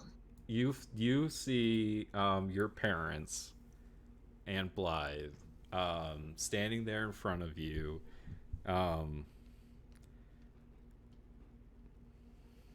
They don't say anything. You can see that your mother has her normal stoic kind of face about her. Your father has that same kind of tight-lipped stoicism, but you can see that Blythe has a smile on his face. At this point, she's definitely more angry than upset.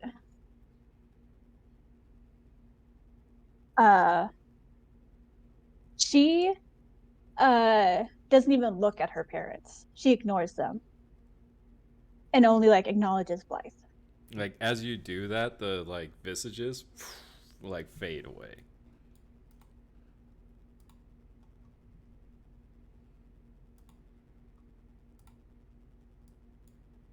And only Blythe is left.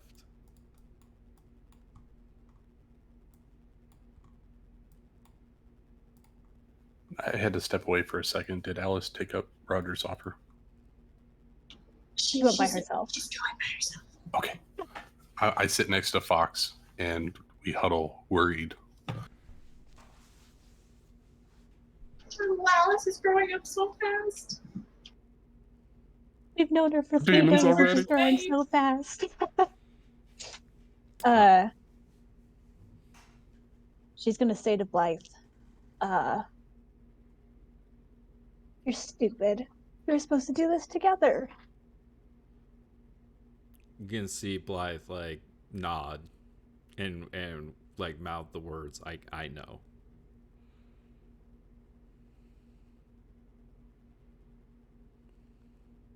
And like Blythe like gets on like down on like one knee, so the two of you are like looking eye to eye.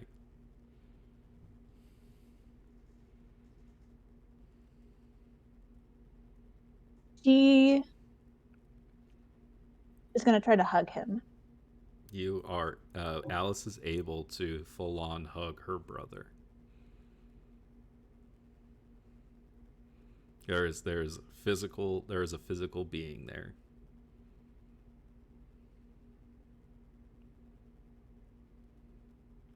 And she can feel as like Blythe hugs her back and like pats her on the back.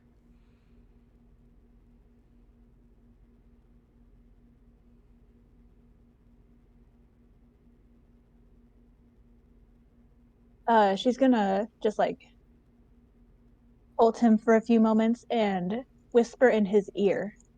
I don't know if you'll want me to make like a stealth check for this or whatever, but she wants to make sure nobody else can hear her. Yeah, make me a stealth check. Oh, they might hear her. They might hear her. What is she? My We are passive's all above like that. entranced by Alice right now. We have all crept like 10 feet closer to make sure we can hear what she says. This is the most silent Rebecca's ever been. It's true.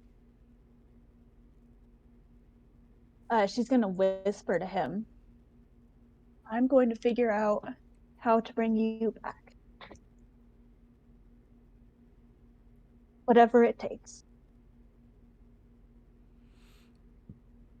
With that, he kind of like pulls you away from the hug and just has his hands on your shoulders, and you can feel as like he does this, and you can see the smile on his face as those hands suddenly like you don't feel them, and he begins to fade away.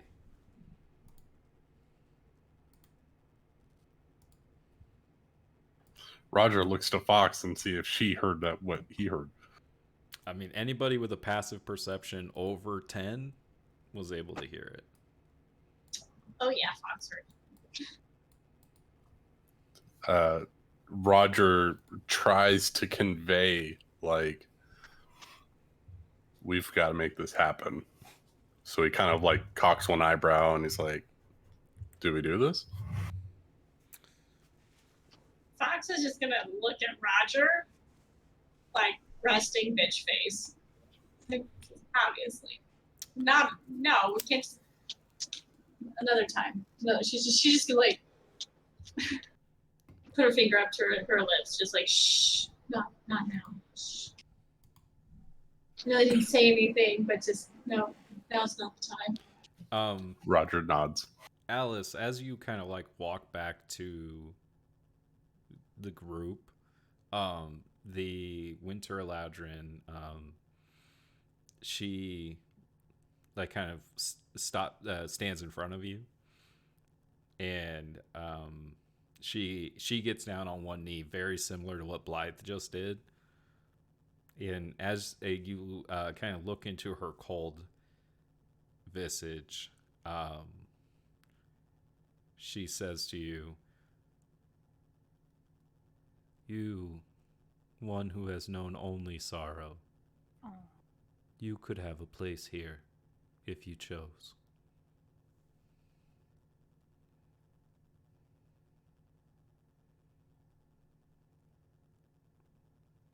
And then she'll oh, go ahead.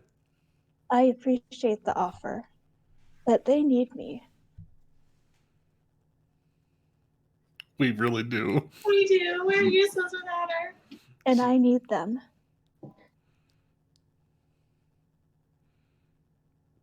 She like stands up and like motions for you to like go to them, essentially. Fox is gonna like put her hand down again, like reaching for Alice, but like not forcing it, but just like, Come to mama. Alice told you. Grab her hand and hug her. Oh. She could give her like the biggest mama bear hug that never existed. And then she's gonna look over at Rebecca and like raise her eyebrow and then nod her head towards the gate. Stick up the pinky. Yeah. I understand. I have to go. It's just I don't know what's waiting for me, and that's what's causing me a lot of nerves. So I don't know. I mean, this could be a huge thing for me, and I just didn't expect it to be right here. So, right, yeah, no, whew. Okay, all right, I'm going. Right, okay. Rebecca, I'm right here if you need me. Yeah. All right. Yeah, it's probably. This is gonna be good for you. You don't know anything of your past, and all this can do is give you more answers. Yeah, you're right. You're right. I'm fine. I'm good. I'm gonna walk up to there. I'm gonna do it. I can do this. And Rebecca is going to slowly make her way up to the gate. All right. So, Rebecca, you make your way up to the gate and kind of steel your nerves. And as you do, a woman emerges from the gate that you've seen in a picture before. And Cheyenne emerges from the space beyond the fence. And as she does, a piece of your memory of who you used to be unlocks in your mind. And you remember this woman, the woman that taught you how to shoot, that taught you how to ride, that taught you how to survive. You remember spending time around the Thornheart Highlands and Godscar Canyon as a child. These memories are only flashes of moments.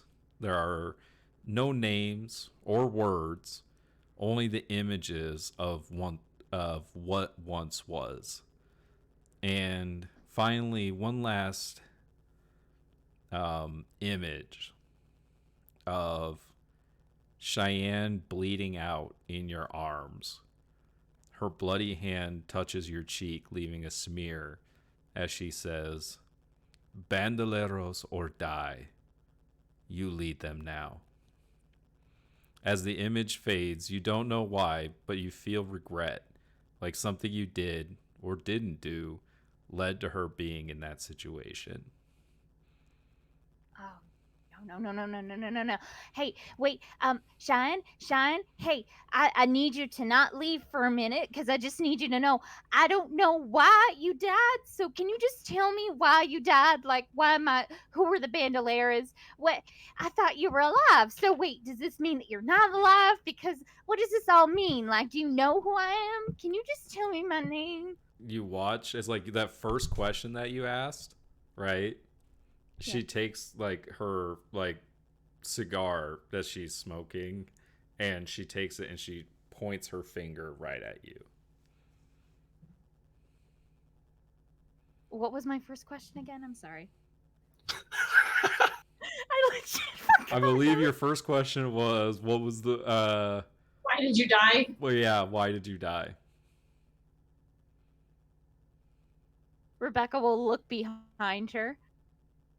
Like, no, surely that means I Yeah. don't know what I don't know what you mean. Is something behind me? Like, can you just can you be more specific? Like, come on. Can you now? You watch as the visage shakes its head no. Oh, a rat, a rat. Well, can you at least tell my name? Like, can you just mouth it? Well, I mean, can you at least try? I'm sorry, I'm kind of like going out of here, but like, where can I go? I'm sorry, I feel like I'm just kind of losing my mind here, but I just got some memories. So can you just what's my name? So you watch as the figure uh pulls up like the side of her like shirt to show like like part of her like torso, like her belly, and you can see that there is like a brand like on like her torso right there. And Rebecca, you recognize this as being a symbol that is on your own body that you always just assumed was part of your other burns. And you can decide what the Bandoleros brand looks like. That's totally up to you. Oh, tight. I know exactly what it is. Um, Is it a tattoo of a heart that says "mom" with No, it's a literal Barb. brand. Like she got branded like a cow. I know, I was joking. An elaborate brand that was a mom heart tattoo. well, a kind of like one of those skeletons of Dios de los Muertos, except it has the flowers. Yeah, like a sugar skull. Yeah, sugar skull, but with flowers around and like that. That's a hell of a brand. Sure. Yeah, it was painful. And Rebecca's going to, in the same place, kind of like rough up her shirt, like pull up her shirt, or at least just, to show, like Shane, like that's not a part of my burns, right? That's actually something, right? So if I follow this, I'm going to find out who I am, so that way I'll be able to find out who you are, right? As you're kind of like you're like looking at her and you're like looking back down, and as you look back up, you can see that this like figure is about to leave. No. I don't. You feel this overwhelming sense of loss for this person, not because they're leaving now, but because you lost them before.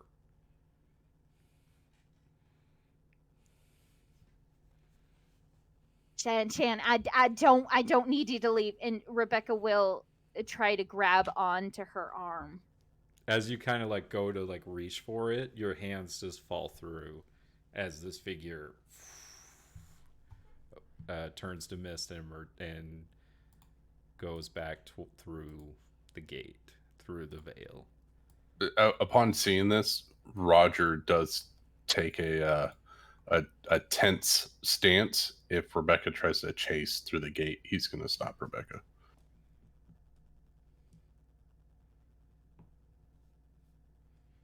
So, Yeah, Rebecca will try to give chase. well, the gate is closed. It looks exactly like this. It is like a closed gate that these things have been emerging from. And on the other side of it, there's no ground. It's only a void. Mm-hmm. In that case, Rebecca, if she's able to grab the sides of the iron bar, will start kind of shaking the gate. Like, I need you to come back here. You gave me a lot of things. You left me a lot with emotions. Can you just come back here? You gave me so close. I'm so close. Please come back. Please. I really want to get my memory back. Please come back. And just shaking and yelling. Yeah. Make me a Constitution saving throw.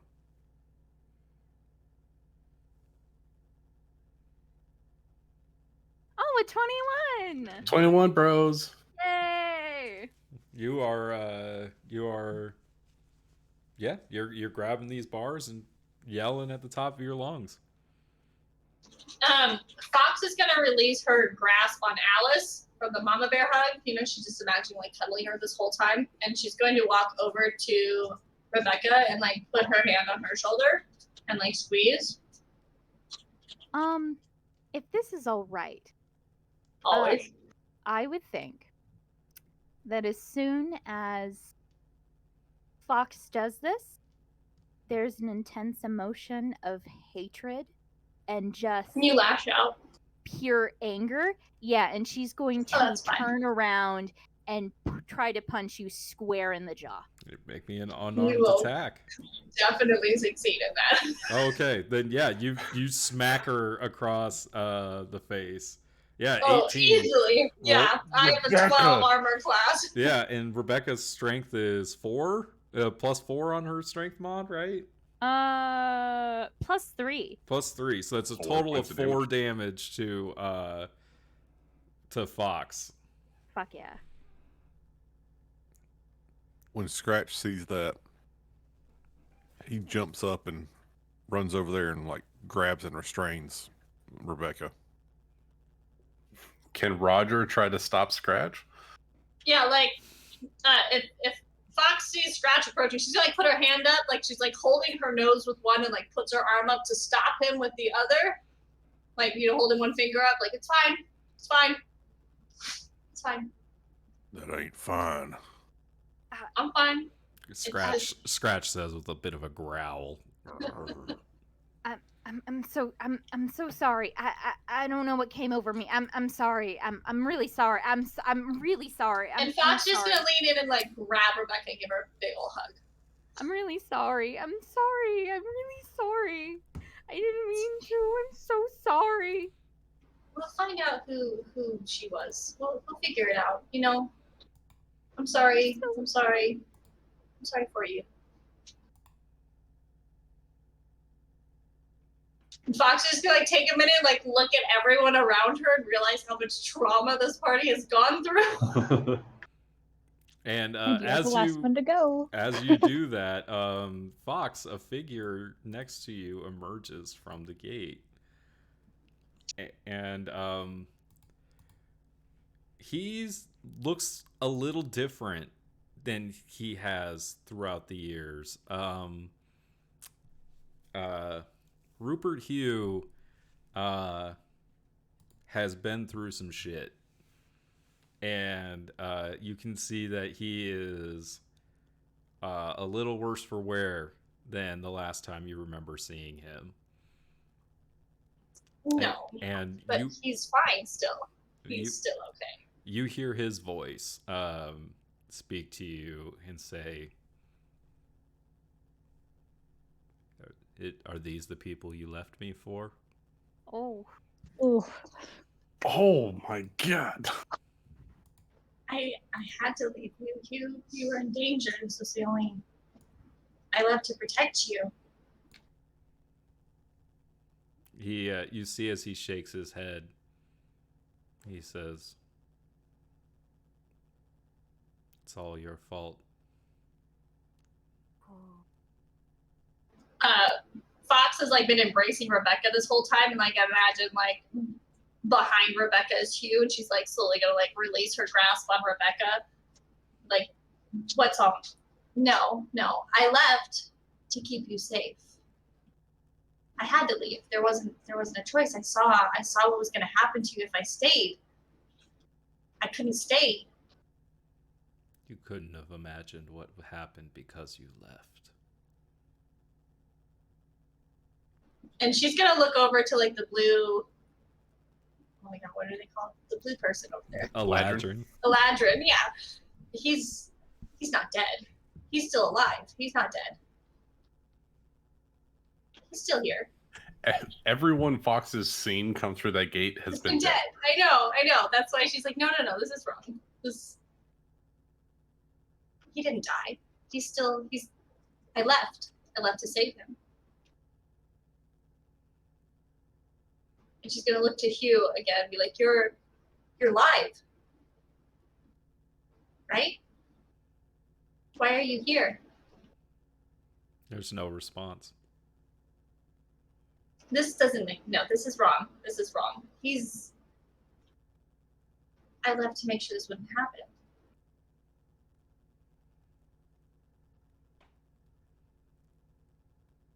And she's gonna like I imagine he's like super beat up because you said super worse for wear. Yeah, he's super beat up. She's gonna like reach her hand out and like touch his face. Like, yeah, he like winces when you do it. No. This wasn't supposed to happen. Why is he here? This is wrong. This wasn't in the cards. This wasn't supposed to happen this way.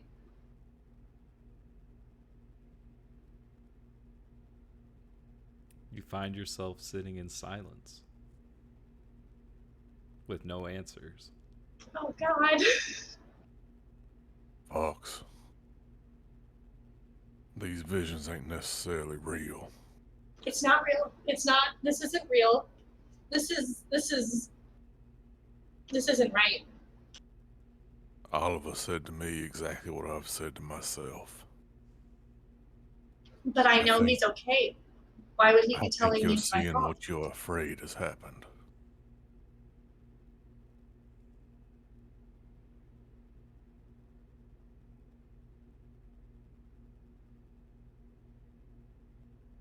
She just stands her with like her hands on his face, like one of her hands on the face, and like the other one on her face. Like there's emotions.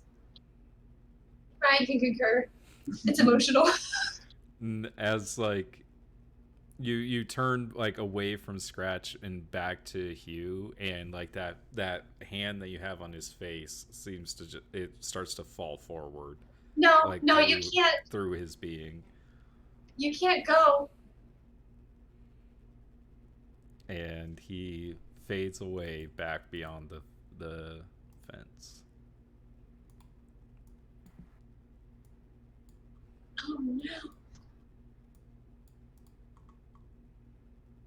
Fox is just gonna stand there in silence. Just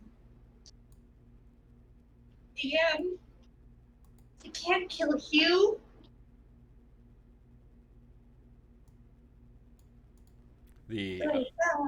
Oh God, no. The Eladrin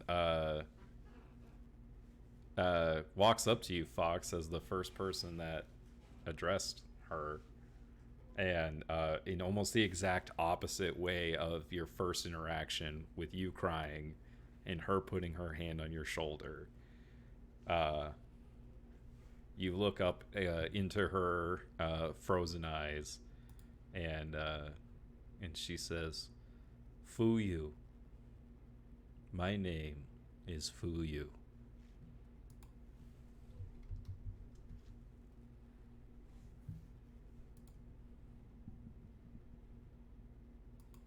And Fox is just like gonna like fetal position down, just kind of like crouching position, and just like cry for a second. Just like, it's a lot. Scratch goes down and comforts her. Come on now, Fox. Rupert's been stumbling his whole life. No need to fall with him.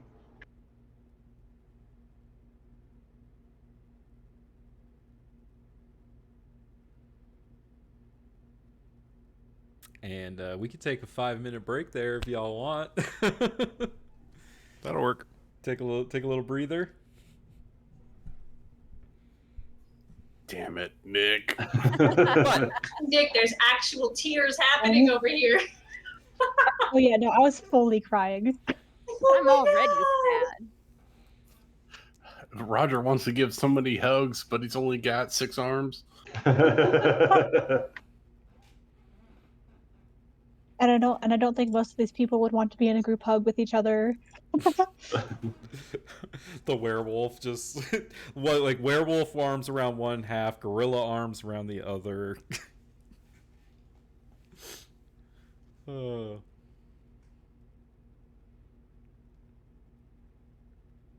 Hey, I mean, I didn't write these characters.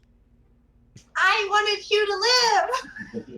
I didn't write his death. No! I didn't write Susan's death, but my dice said something different. I haven't written anything. No, that I had to make up. All right, fine. I wrote one of the characters. It's all your fault. Did you like it, Rachel? I did, yes, and I'm very sorry I haven't written anything.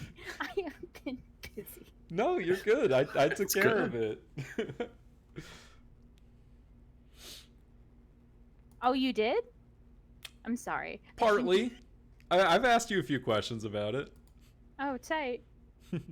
Because if it's a surprise, I'm on it. I mean, I like the surprise train. But this is sad. Yeah, the crying Pikachu. Oh no.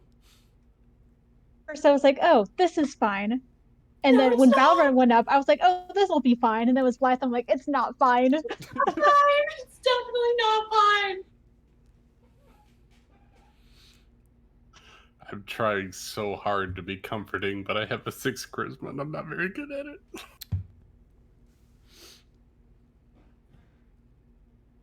I mean, y'all knocked that out of the park. That was awesome. That was dramatic as fuck. I will admit that when Kelsey asked me the other day, hey, what are you doing? I said, trying to make my friends cry. You did a good job. You did an excellent. You did a good. You succeeded. Yeah. That was a nat 20.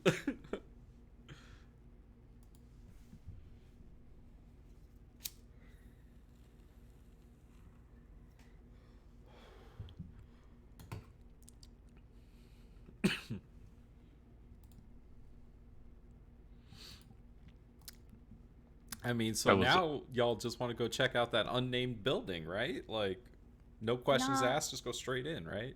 Not really. I mean, if you're offering. I mean, I guess I should actually give time for a break, shouldn't I? I'm going to go to the bathroom. That'll give you time. BRB. I think I stepped out for this building. What building is Nick talking about? There's an unnamed building among like the little town square area. But all the lights, some of the did he say all the lights in all the buildings were on? Yes, I think so. And I don't know, an unnamed building sounds pretty cool. Honestly, I'm just imagining like a Christmas village right now. But sad. No. Completely happy, which really juxtaposes this sad train.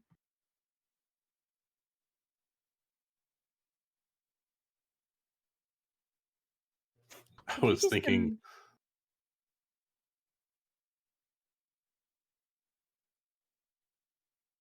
What were you going to say? Oh, I was going to say I'm thinking Hogsmeade with the Dementors flying around. Oh no, there's nobody. Just us and the Eladrin.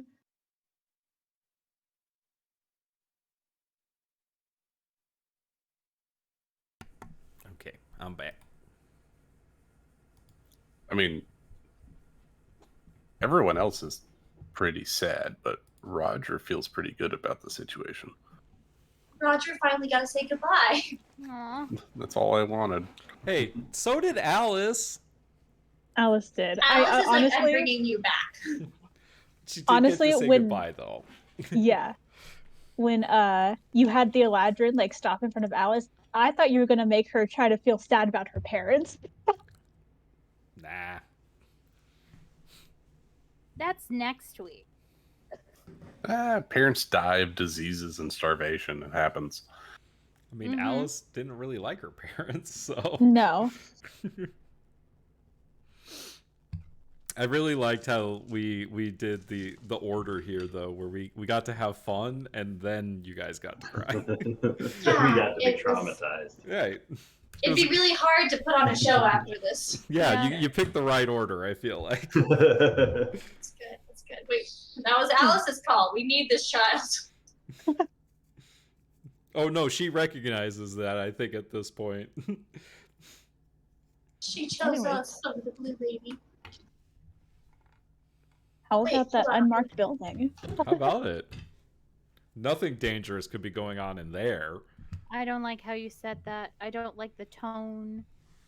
Oh. I mean, we It's have not what like- we need. It's not like you just encountered the Sealy court. There's nothing unsealy about it.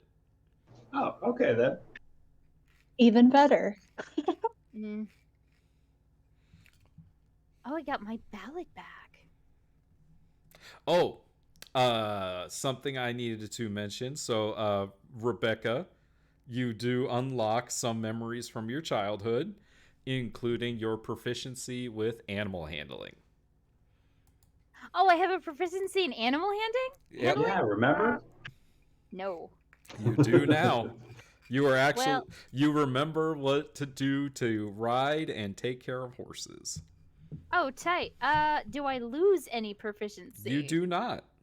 Oh, tight. How do I tell Roll20 that I want proficiency? I'm sure there's a way for me Or to are do you talking this about on D&D On Roll20 or Beyond. D&D Beyond? D&D Beyond. So Click on you the just skill yeah, and then so customize. okay, so wait, animal handling, customize. And then you see the skill proficiency level drop down. think Yeah. I just did it for Oh, you. proficient. It- There we yeah. go. I got it. Hey, I'm proficient. There you go. And if we're all back, Because I believe, yeah, you're already proficient in survival, so. yes. Cool. Yes, we should all be back. Is everyone back? Roll call. Roll call. Hello. All right. Raid leader, do a ready check. All right, yeah, we're all back. Is Ben here? Yeah. Yep, I'm back. I don't think any of us left. No. I took dishes upstairs and took the dog out. And I attempted to switch laundry, and that just, almost. So, yes, Rachel, go on. As soon as like Rebecca's calmed down, I don't know how long that's going to be, but she's going to like bunch up the side of her shirt and show the side of her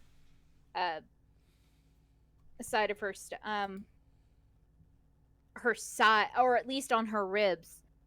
I was And going to say, is it's up to going to you ask- how high up it is. I mean, not completely all the way up, but like kind of like in the middle on the side of her rib cage. I don't know, the place where it hurts the most. And That she's going to- probably hurts. Oh yes, hardcore. And she's going to ask if anyone's seen this, or does it ring a bell? Like, who are the Bandoleras? Yeah. I'm going to need you to do that in character. All right. So, well, I don't mean to alarm you, but I got some visions from my memory, and I know something now. So, I, does anyone know this Markin or know what the Bandoleras are? I was going to go to. I thought about going to Scotscart Canyon, and that's kind of well. There's no one really there alive there anymore. So, does anyone have any idea what this is? Who's Can we do a history check to see if we would recognize it? Yes, you can. Everybody, but Scratch, because Scratch is not from here. I believe everyone else is from Elm Ridge in one way or another. I'm from Port Pearl. Does that still apply? Yeah, that's Why part have of, I not rolled above a 10 that's part all of Elm night? Ridge County. Thematically, I don't think Alice would know. Oh, come on. Geographically, it's a possibility that Alice may have heard something. I'll roll Well, it. if you just in ask case. me, it looks kind of like a butterfly. 14. So, like, Alice, you know that those are bad people. Like, that's what you know. Roger, you know specifically that you've heard of a gang called the Bandolero Gang.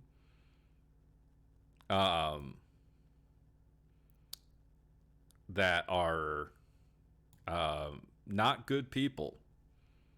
Like that is a name that you know from your days on the streets. You know that the Bandolero Gang operates outside of Port Pearl for the most part, because they are particularly vicious is a good way of putting it. For the most part, like the kind of like the reputation that you know is that they're notorious for leaving no survivors.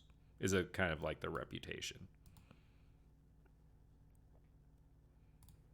Gotcha. Roger will speak up, but he's going to attempt to lie to Rebecca. Yeah, I've heard of the Bandoleros. They operate outside of Port Pearl, but I don't think you have the disposition to be associated with some form of group of that nature. You have too kind of a heart. Oh, well, well, what do you mean that I have to kind of like? Who are they? Like, can we go and meet them? Can we talk to them? The I people wouldn't. that meet with this particular group, this gang, there are no survivors that are associated with them. So I don't think that's something that you would be part of. Perhaps they took out your friend, and you're adverse to them. But I don't think that you were any part of their organization. But the woman said, like, correct me if I'm wrong, Nick. I will copy and paste it for you so you cannot get it wrong. Roger knows that you were turned to the leader from Cheyenne. You were given the position of leadership, but he's trying to instill in you that that you're better than them.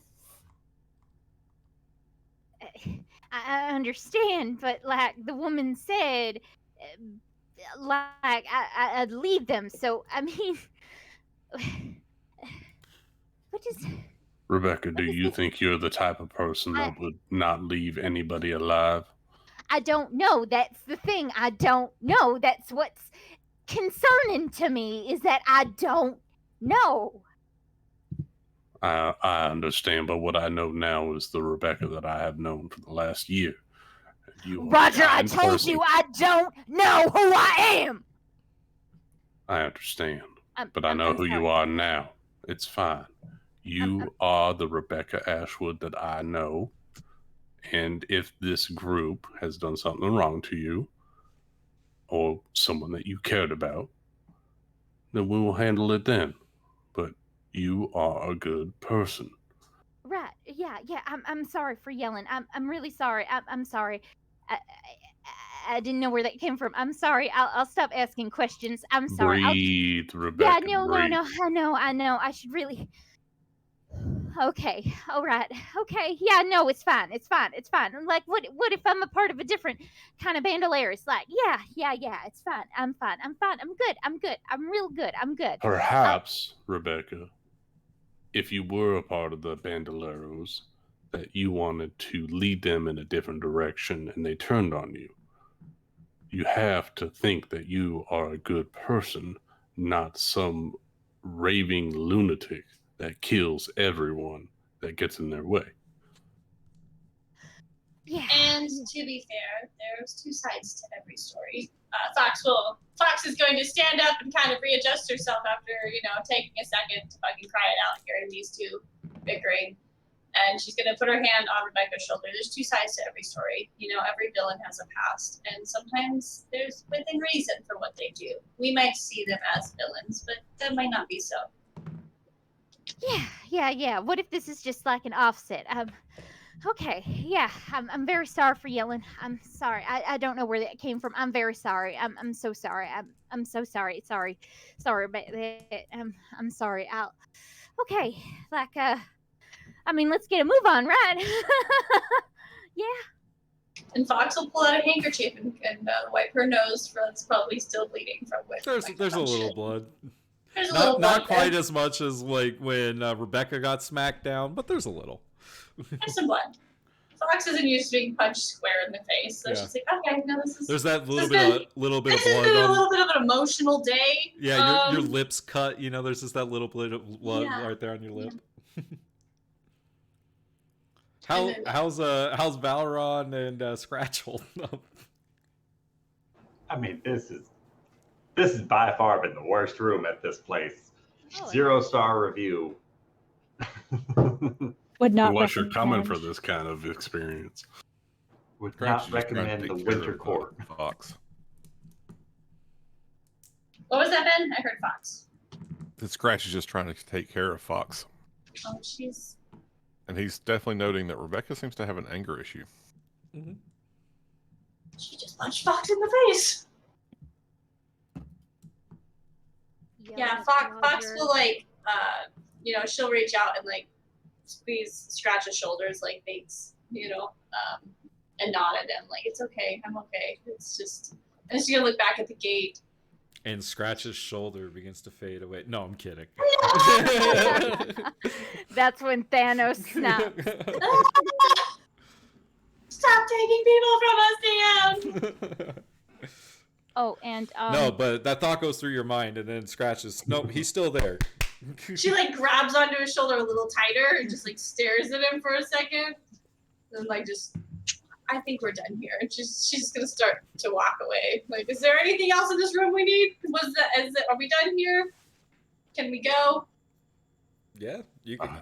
You guys have your name. Done. Okay, yeah, no. Fox is gonna start to walk out. She's gonna look back at the gate one more time, then look back at the Ladrin, and kind of give her a respectful nod, it's not her fault that this happened. So she's gonna respectfully nod at her, and then just leave this place. Foo you too.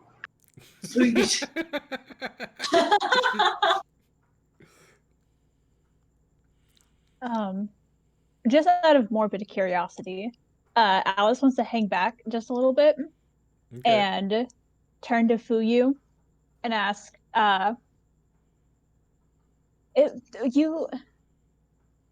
you said I would have a place here. What would that mean? Stop taking people from us! Hearing that, Fox will stop in her tracks and turn around and just look at Alice. Yeah, and so Fox, you also hear this. She says, even for a mortal, you are truly exceptional. And I believe that your abilities are beyond the world that you bind yourself to.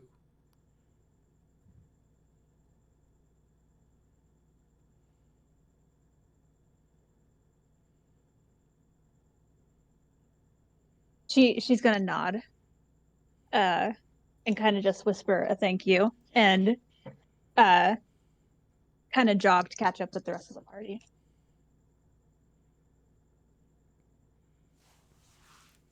And Fox will wait for Alice to catch up, and then she's gonna not reach out to her or anything, because I feel like she's a little emotional traumatized right now. She'll wait for her and kind of walk beside her. Make sure that Alice doesn't disappear either. Yeah, she wants to keep all of her party members in front of her. Right. Yeah, after everyone starts to walk out, Fox is gonna walk behind them, so she can see all of them. all right. So are you all going to return to the main area, back to the fountain? Yeah, we got the 4 names. Yeah, and Scratch makes sure to stay between Fox and Rebecca. Look, I said I was sorry, Scratch. I don't know what came over me. It's not going to happen again. I believe you, Rebecca. Well, then why are you between me and Fox? You've never done this before. I'm just feeling very protective right now. Okay, well, how about you show some little trust in me and go onto the other side of Fox. I'm not going to attack her. Mm-hmm. He's like, I know you won't, because I'm standing right here.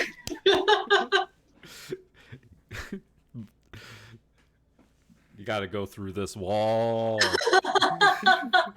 Scratch is a wall still. Scratch's new nickname. The wall. The wall. Okay, fine, whatever. I just had a really hard day, and I'm very sorry, Scratch, but I mean, come on, you gotta trust me. I wouldn't hurt anyone. You heard what Robert said? Rebecca, I do trust you. But like you said, you've had a very hard day.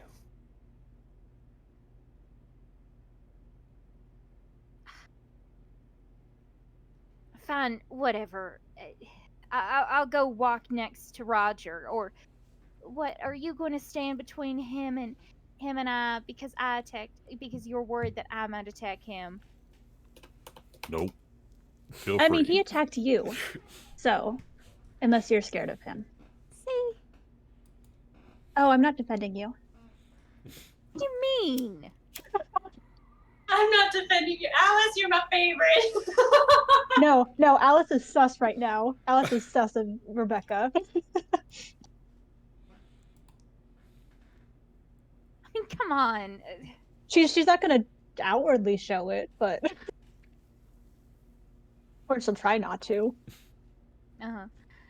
Rebecca will then hang back with Robert.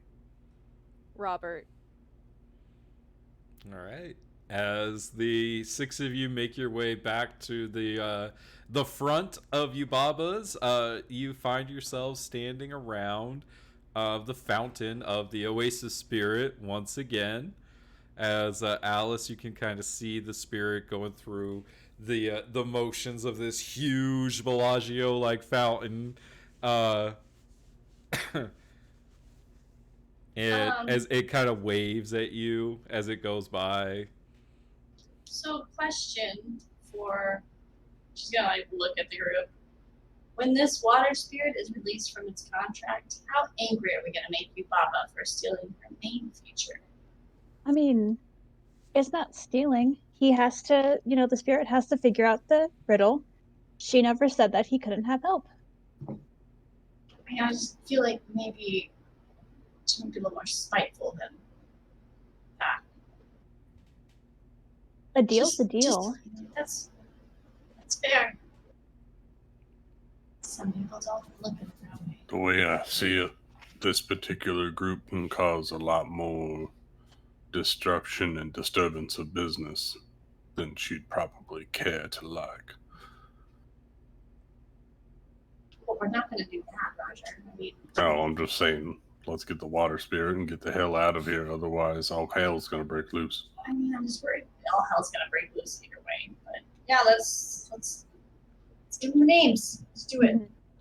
Alice is gonna go up to the edge of the fountain and just kind of lean like over the water to get the spirit's attention.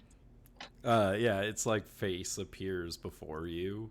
Oh, hey, you're back. We have the names for you. Oh, yeah? What are they?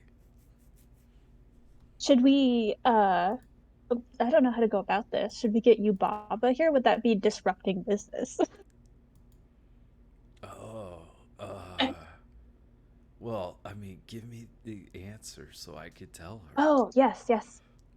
For autumn, the name is Aki. For summer, the name is Natsu.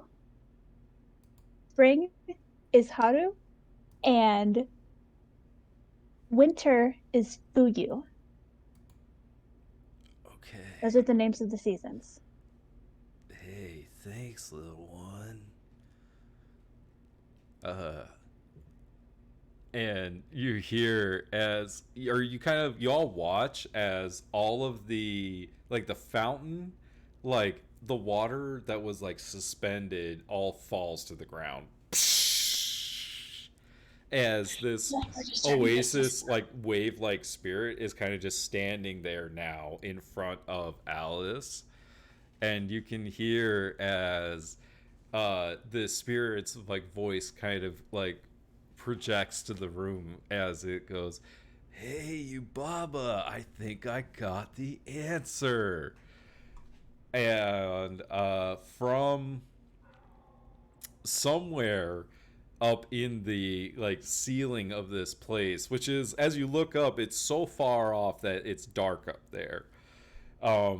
You hear the like flapping of wings as this like giant like condor like bird begins circling and making its way down towards you. You can see that this bird has the head of this old woman. You Baba! Oh, fuck yes. This is my favorite. This has been traumatic as fuck. And as this like bird finally makes its way down all the way to you, its form shifts and this old woman appears before you, and looks at you, like the six of you and the water spirit and the oasis spirit, and says, "What is all this? I was promised you would never figure out my riddle." And the oasis spirit looks at her and says, "Oh yeah, these little ones helped me. So they told me that spring is Haru, summer is Natsu, autumn is Aki, and winter is Fuyu." And as like the oasis spirit says this, Yubaba's like face, as he says each name, she gets angrier and angrier and angrier, and as he says the last name, her jaw like drops like comically to the floor as she like literally picks her jaw up off the floor, and she says, "What?" Sorry, I can't do that. Oh man. But I see her like when she's really angry about like her baby and everything. Yeah, she's oh my just god, like her rage. yes. And she, as she kind of like rages out for a moment, she collects herself and she like turns her back to you, and she actually like fixes her hair and everything, and then she turns back and she says, well, no matter. I have been wanting to change up the decorations in here for some time, so deal's a deal. You may leave. But who are the 6 of you? I mean, my name's Rebecca Ashwood, so at least I think I am. She like draws on her cigarette and she says, "Uh-huh."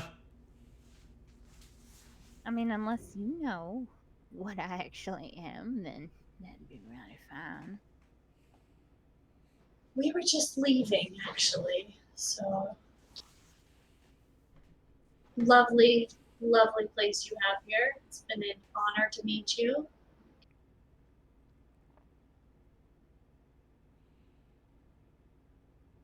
Just gonna... Oh, go ahead. No, I was like, yeah. You see as she like takes a draw on her cigarette, and she says, "You're an interesting mortal. What is your name?"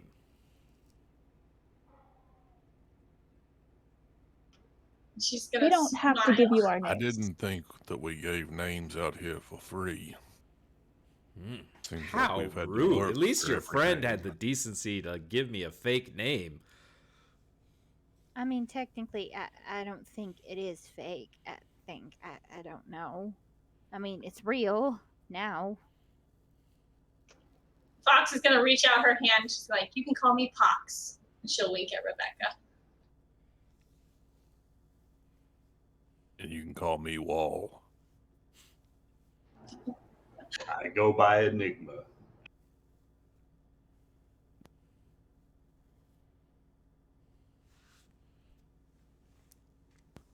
And that over there, that's Robert.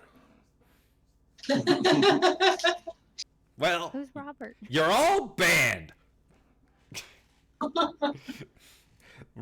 Okay. And with that, as like she says that, all of you find yourselves standing on the bridge Oh, in the desert with the Oasis spirit standing next to you.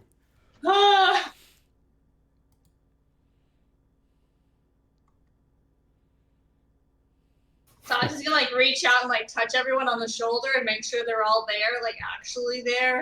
And then she'll like, reach out and touch Jinx, like, okay, we're all here. Okay. Roger will use Valron's phrase and say, "Foo you too," when we're on the other side. And the Oasis spirit leans down to you, Alice, and it's and as it kind of like finds itself back in the material world. Like the second that it emerges, you can hear like the sounds of like storm clouds rumbling off in the distance over Greywood, and the Oasis spirit looks at you, Alice, and it says, "I owe you, man." And it's one of its like kind of like its eyebrows, that like wafty like white part of its face, like comes down and it touches each of you, and all of you are given the blessing of the Oasis spirit. Oh yay! Fuck you! I'm just imagining Spirited Away, like the, the thing, round turd. the round turd. Yeah. Now, I will be honest. I have been going back and forth on what this effect should be, and I thought that it might be fun to ask you guys what you think the blessing of the Oasis spirit should do. Water breathing. I was going to say, we live in a desert, right? We never need to drink water again. Oh, Or that'd like be cool. a Yeah. canteen that, like refills itself type thing. oh yeah, that would be cool too. Mm-hmm. Yeah, one of those like Hydrate. jars of unending water. Mm-hmm.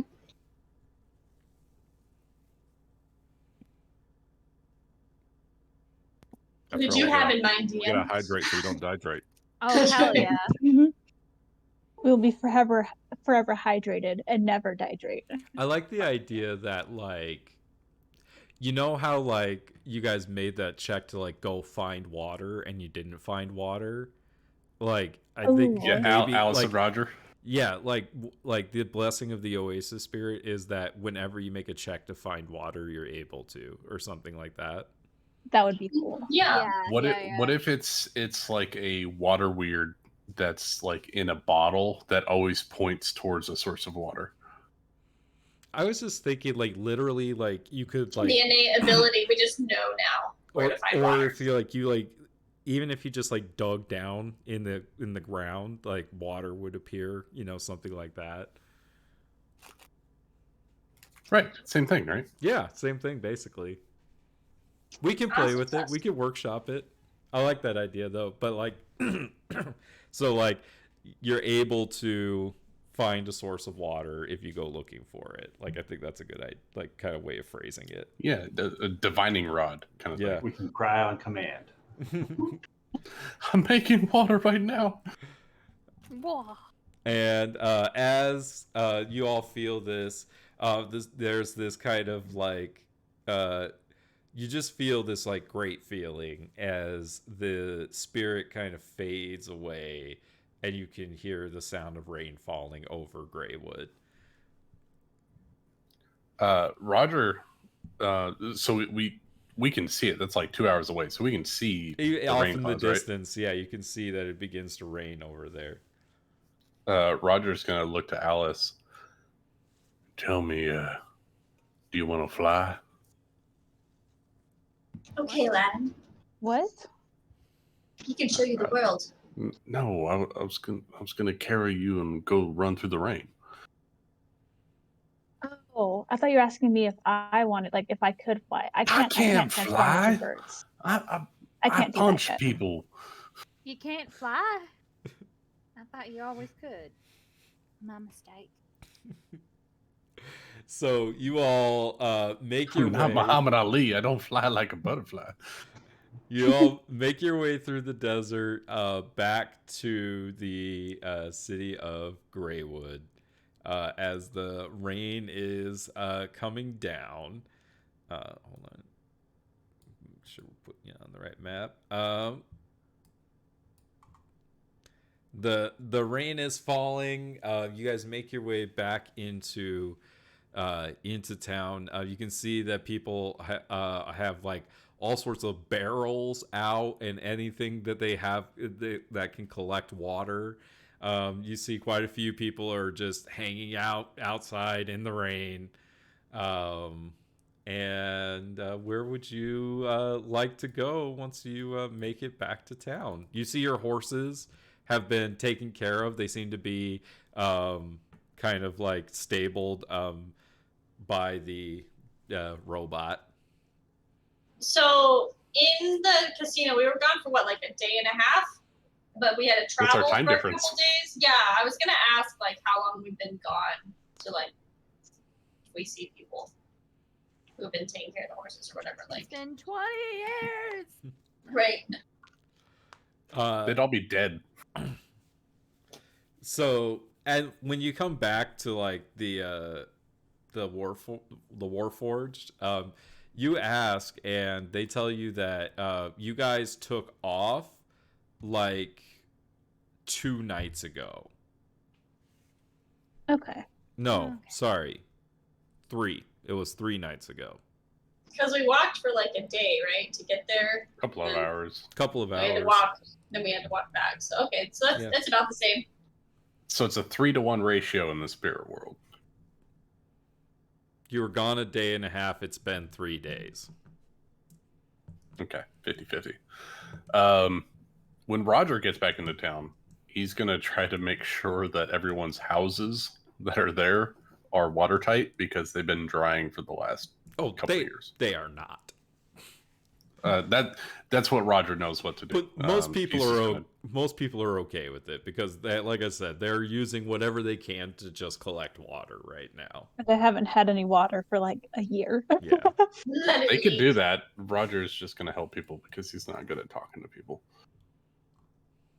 Sure. Rebecca would like to split from the group and kind of go into some sort of sheriff's station or the mayor's house to kind of look for information about the Bandoleras a little bit more. Yeah, there is no mayor here and there is no sheriff here. Ah, dang it. Well, I don't know. Some old person who knows a lot of shit. Hey, you're old. We talk to you. That would be this man. Rebecca, you want to come with me? Speak with Fritz. Maybe the Longhorn Jack's gang ran afoul of these bandits some time back. I mean, they were familiar with Cheyenne, so I don't see why they wouldn't know them. Yeah, why not? I mean, right. Like what Roger said, maybe I tried to turn them around and they just didn't like that. So like by the time you guys get back there, it's like dinner time, and so you guys are invited in for some food. Roger, you can be out fixing houses, or you can be having dinner. It's totally up to you.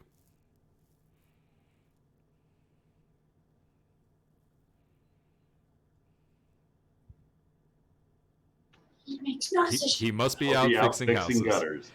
So the rest of you are treated to to food around the table, and everyone's in very high spirits. And as you come back in, Fritz says, "I don't know what you did, but you did it. You brought back the reins. Did you guys do this?" Never doubted you, kiddo. He did. And if I remember correctly, it was Chase that really doubted her, and she's going to point at him. And fuck Chase. He looks down at you, Alice, and he says, "Well, I'm happy to admit I was wrong." And he like tips his cap to you. She tips her cowboy hat back. And so, how'd you do it? What'd you do? We took a few names. Long story short, fairies. Fairies? Well, that makes sense, I guess. Or the Fae, sorry, not fairies. Well, Fae are worse than fairies. I guess, like, yeah. Okay. Well, hey. Thank you. I was able to, here, and you see that he produces this sack. It has about 4 softball-sized crystals in it, and hands them over to you guys. And he says, "So that's 4 of the 5 conductor stones, and then I sent the other one with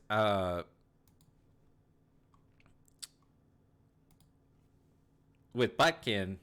Just did not keep everything in one place. But he's not answering any of my messages." Where's he at? Well, Buttkin lives in... Pumpkin. He lives in Rag Trail. We met Buttkin, right? Valrun did. Valra. Okay, Briefly. Yeah. Someone met him. Briefly. We're best friends. And where is Rag Trail again? It's on the other side of Amarillo, between Amarillo and Willow Roost. Oh, I know where that is. Okay, thank God, because I didn't. I walked through there. Ooh. This kid. Alice is gonna deadpan. Like, I walked through the desert for a year. You thinking Buttkin just wandered off then?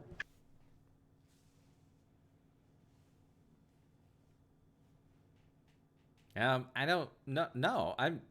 That's not like him. I mean, he runs the post office there. Like, I think He would probably still be around town. It is a little strange that he's not answering, I will admit. What was the last thing you talked about before you lost contact with him? Well, he was here, and I gave him the stone, and he was heading back to town for Jack's funeral. Hadn't talked to him since then. But you guys said you met him there, so was how many days ago? Like a week.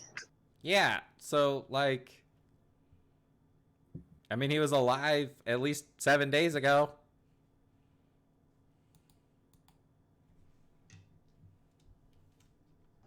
Sounds like Rag Trail's our next point of interest.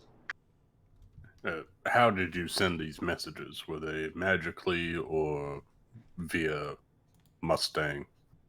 Yeah, did you use message sending? Oh, well, we have well, basically it's Stamps. Pony Express. it is Cell phone. Hold on, I gotta Give a find sending this. Hold stone. on. Smoke signals. I'm pretty sure it is. That's should my be. smoke signals on read. All he sent was a check mark to see that he saw it. He 2 of them, in responded, fact. K. Okay. He responded with an ellipses. Hold on. Is it? Left I it don't on know how red, he but made never an emoji replied. with smoke, but he did it. Brew, do you know Skywrite? I do know Skywrite. Where is the? I don't have it prepared, but I know it. There is an item in Eberron that lets you send messages, and I can't find it. But that's okay. I'm just gonna call it a. Here it is. Yeah. So what I have is. Have you ever heard of a speaking stone?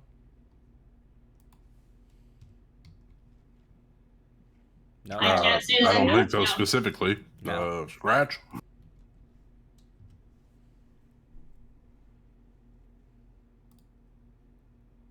Well, in essence, a speaking stone is a kind of like a long distance communication, and so like as long as it's carved from dragon shard and inscribed with runes, and so and they're each uniquely identified. So as long as you know like the basically the runes on another speaking stone, you can send messages to and from it, right? But there does have to be, a target at the other. There has to be somebody there to receive the message. Does that make sense? Yeah. And so that like essentially no one's picking up. Did you dial 1 before you tried to contact them? Of course I did. Did you hang up? Did you pay for long You're distance? outside fixing houses. Roger doesn't know how this works. Was his speaking stone tapped by chance? By Roger is outside. Roger's He's yelling very outside. loudly. the heat's getting to me. But yeah, so they're like essentially no one's there on the other end.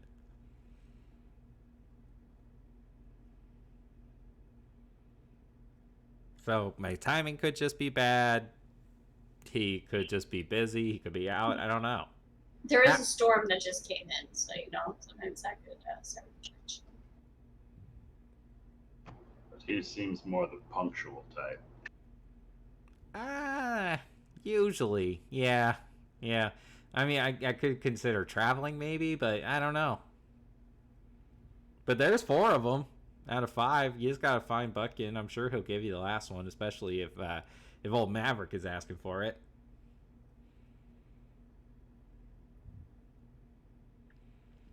And Fox, as just kind of like an aside,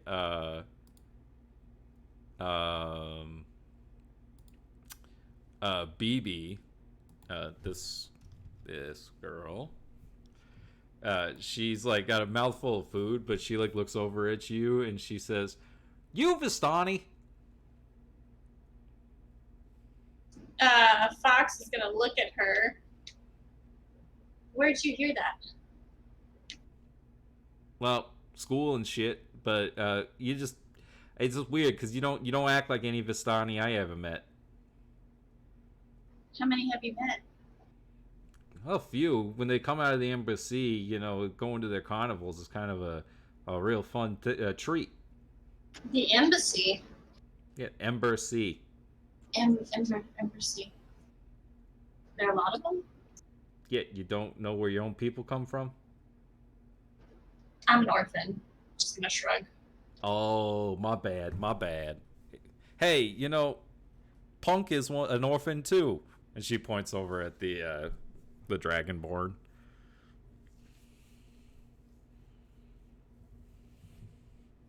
And she's gonna point to Balron. Yeah, there's a few of us. And then she's gonna point over to Alice. Yeah. More added on. Hey, well, life is tough out here in Elm Ridge. Especially being caught between everything going on. It's good to, be with people who really stand up for something. Yeah, definitely. I'm sorry. Just, you said embassy, and where's that located? She just kind of points like with a broad like sweep of her arm, and I will take you over to this map, so you can see that the embassy is pretty much everything out west. Oh, good. So it's just all over. They have carnivals though, like there's a traveling carnival. Are there dates? Are they gonna come through here? Sometimes when they show up, you kind of just have to make time, Yeah, sometimes. Yeah, okay. How don't I act like them? How are they different? I mean, you kind of just talk like you're from around here. Like the way they talk is like kind of like real like cryptic and like they usually like don't usually say what they mean. They tell a lot of stories, to kind of like get their points across and stuff. That makes sense. The encounter I had would definitely be described as such. So. Huh. Yeah, you seem real like, like a straight shooter. I've never shot a gun. Really? Just gonna shrug. Do you wanna? I could teach you how to shoot. I mean, you can hurt. We're in the West after all, right? Hey, when the rain lets up, we'll get in some target practice. Yeah, that'd be really cool. Thanks. Like smile and like adjust her shirt a little bit. Like this is. Can we making friends? And Scratch, the man that was introduced as Filian Hardbackin, he looks at you and he says, "I feel like I recognize you from somewhere."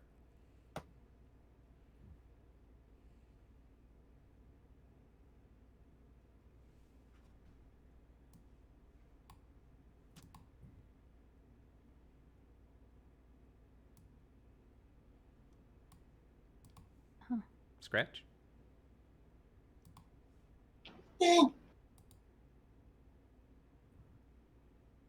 Well, he's a wall sometimes. Sometimes.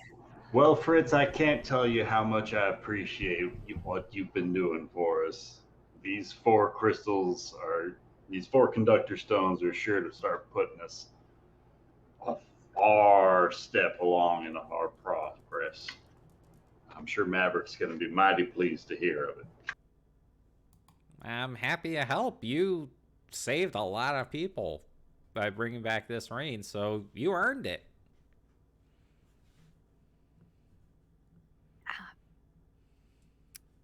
You're kind of big damn heroes.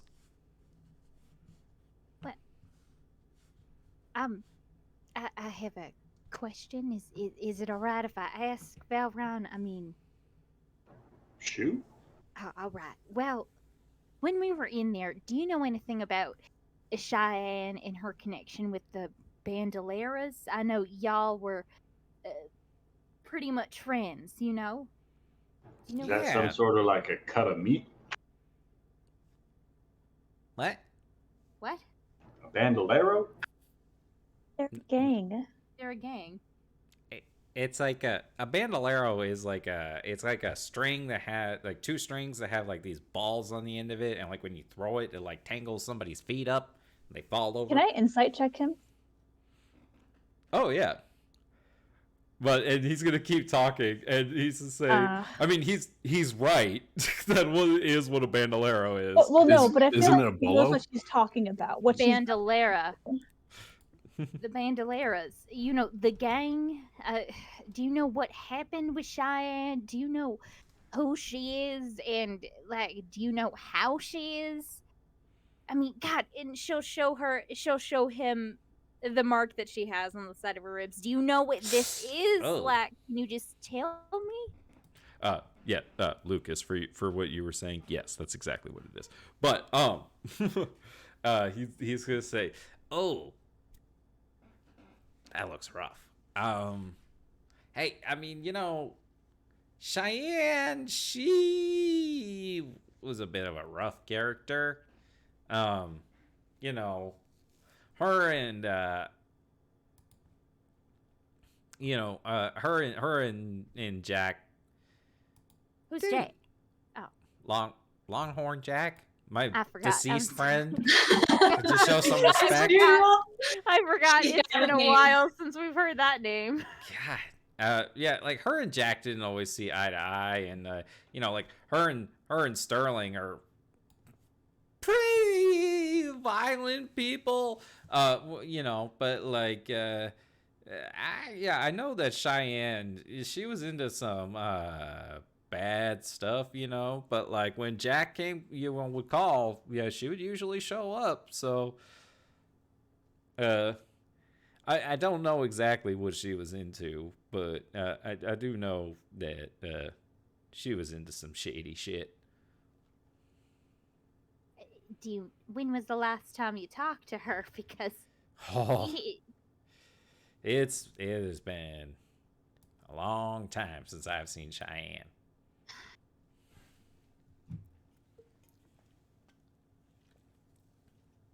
How do you Right. know Cheyenne? Wait a minute.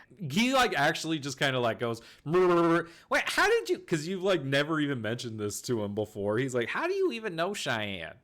well, the thing is, I don't know. I don't know who I am. So when we were dealing with the Fae, I kind of remembered her. You know, I apparently she might be dead, and I might have held her as she died. Wait, Cheyenne's dead? I don't know. Maybe that's what I'm trying to get. Maybe you talked to her recently, and you know, maybe it was just a strange little thing, you know. I mean, the woman lived a dangerous life. I'd be sad. I wouldn't be shocked. Was she close to anyone else that you know of? Like, That did Forrest, you talk? yeah, her and Forrest were pretty close. And Swifty, but he's hard to find. Did she mention anyone else? Like, I don't know, another woman or something, like a type of friend. I don't think so. I'm sorry. Of course, then again, she didn't talk to me much. She didn't like me much. She said I was, what was her word? Annoying. I mean, I don't find you annoying. I find you very kind and insightful. That's what Little- she said was annoying. Well, But thank you. I appreciate that. no problem. All right. Well, that's nice. Thank you for your information.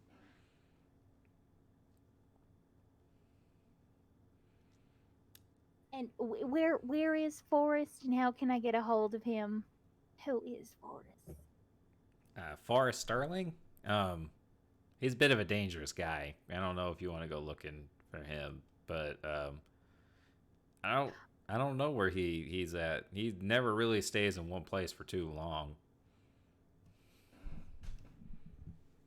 Wait, was that the guy that I decided to talk to during the funeral? The very scary dude, yeah. Yep. Yeah, you talked to Forrest Sterling. Yeah, with the Oh. robot arm. Oh, it's Forrest. I talked to him once before. Yep, you have talked to him, and Valoron has talked to him. Huh. Well, do you know where he might be, or somewhere? No, I don't have any clue. You want to talk about somebody who I've talked to even less than Cheyenne? I try to avoid that guy. All right. Well, okay. Well, thank you so much. I just have one more question. I'm very sorry, everyone. Do you know about the Bandoleros and like where I might find them, or get in contact with them? Because maybe they've changed. Who knows? I don't know anything about that. I'm sorry. Well, you tried, and that's what counts. Thank you so much. I wish you all the luck in the world.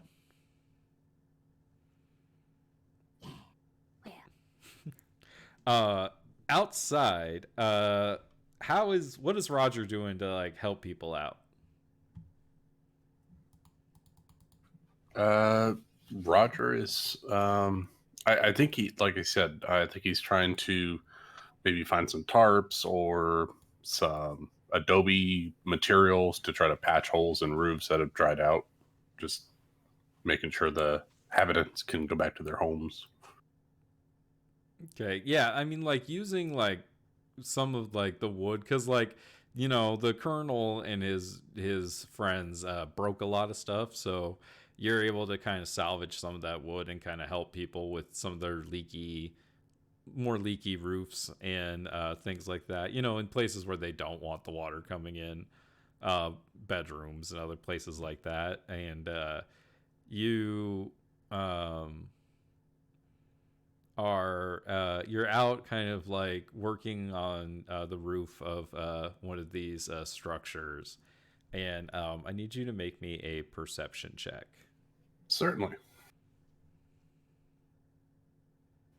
13.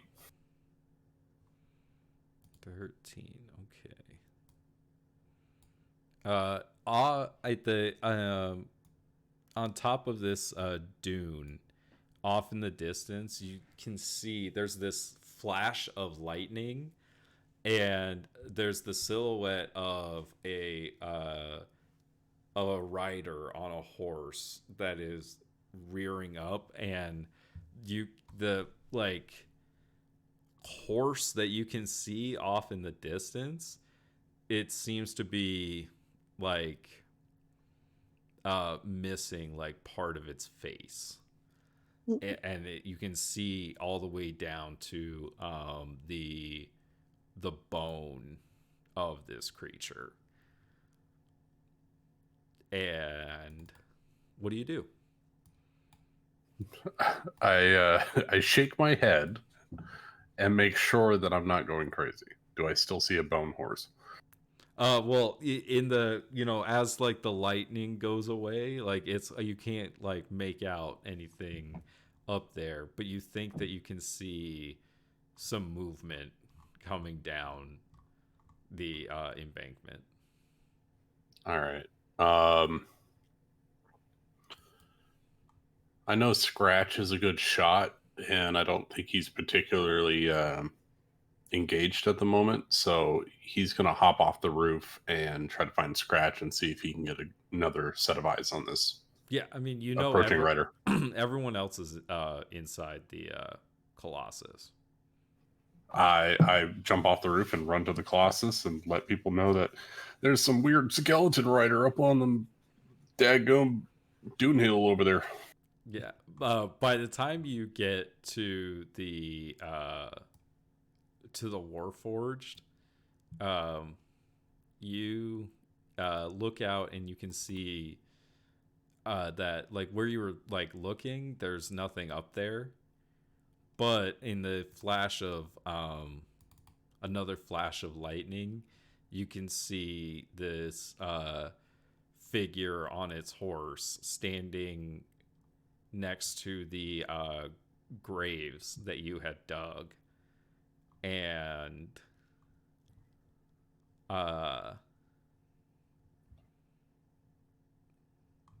Nick can't find. Where is my picture for this? I had this picture. Where did it go? So as Roger's running to the Colossus, he turns and sees this guy at the graves. Correct. I'm trying to. I found it. Hold on. Let me get this in here.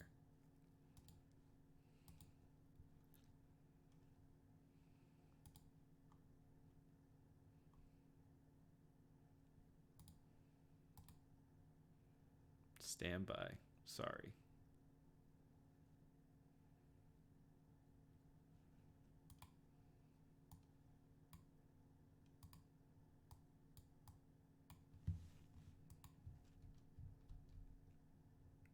There we go. Can you see that? Oh my god. Jesus Christ. Oh my god, is it that guy who we thought we killed? Is he a zombie now? I knew he would. And that's where we're going to end our session. Oh, And we're going to God, pick we have up there 5 minutes next week. left. Yeah, I know, but that's the perfect place to end it. So, No. Maybe he's friendly. Yeah, maybe. I was just going to ask. Tell me, friend, what can I help you with? You thirsty? I mean, the horse is smiling. I don't like that he's a dead shot and every single one of those skulls has a bullet in the head. Before we end, could I do a little thing? Alice just wants to talk to BB. I mean, sure, that's what's going on outside. Inside, go for it. You guys are all still just like hanging out at the dinner table. Yeah, so Alice is going to go up to BB and like sit next to her and say, you said that you were from Heaven's Holler, right? Yeah. That's where I grew up. And you know what happened to the Langley Branch. Oh yeah, sad story, that one. Can you tell me? Well, I heard that the guy there, he got into some trouble, and Mr. Langley, and with what was his name? And I'm gonna make a roll to see if she can remember his name.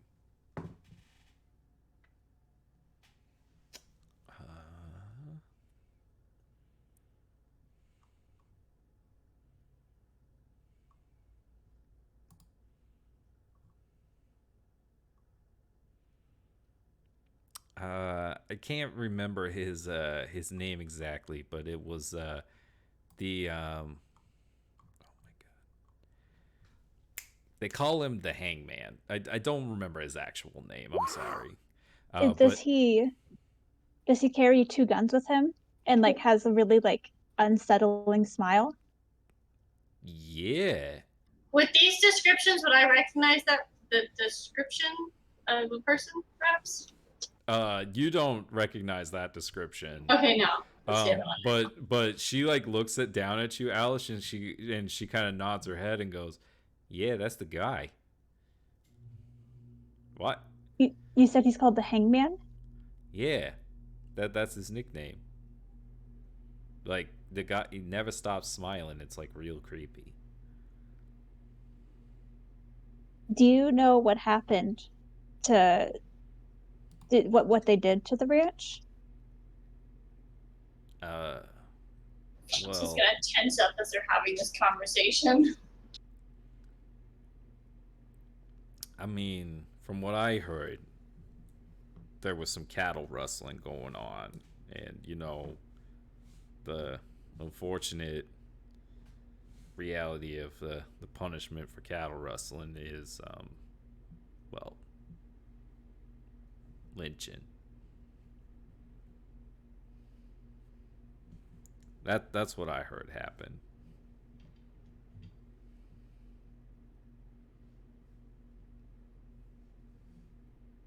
You for telling me. Yeah. Did you know like someone from there?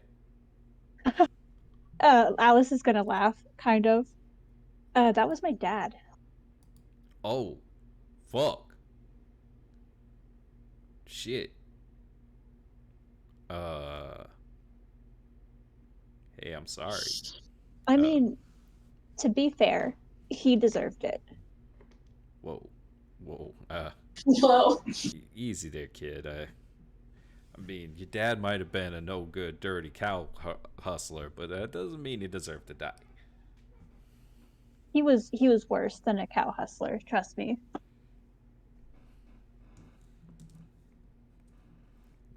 That may be, but I mean, that's a pretty it's a pretty serious thing to say about your own blood, you know? I mean, like, I don't like my parents, but I don't wish them dead, you know?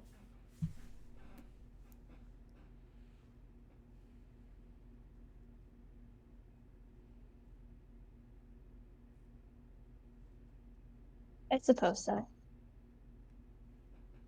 Don't mean to make you feel bad, kid. It's your life. Oh, I don't feel bad. Okay. I just, don't let that like resentment build up, cuz it's toxic. It can really eat at you.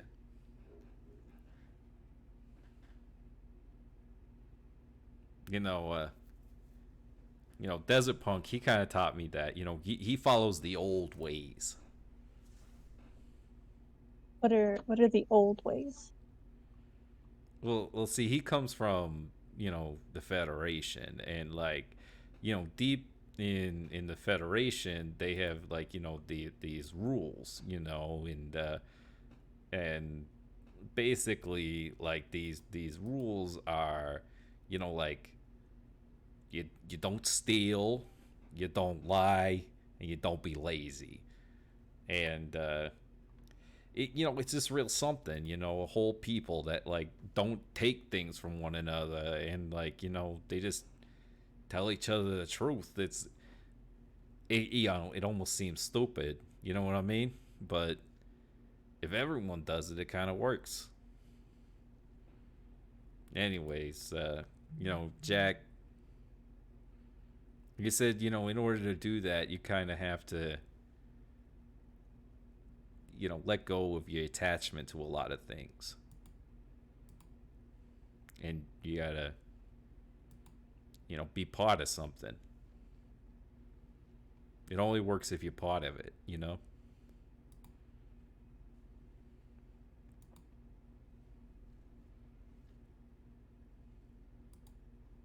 I'll keep that in mind. Thank you again for telling me, really. I didn't mean to make you uncomfortable. Hey, I'm sorry. I know I can be a little rough sometimes, kid. Here, have some of this. And she like gives you some food on your plate. Yeah, she'll eat it.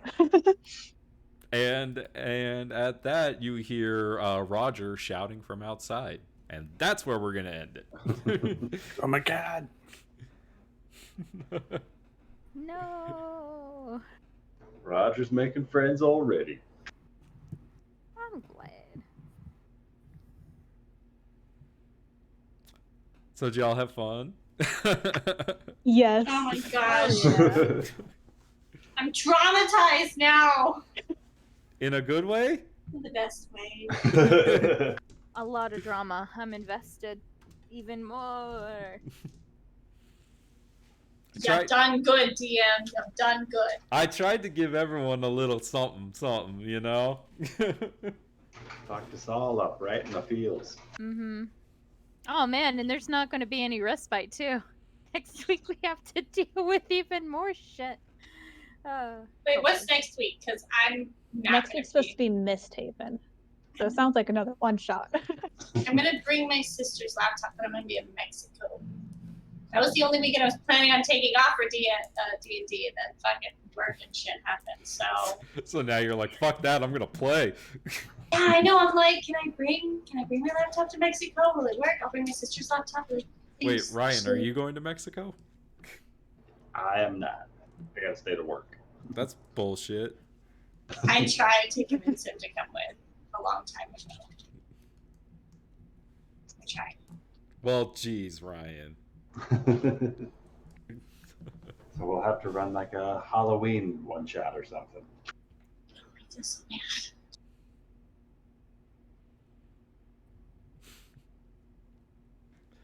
Well, that was a good time, man.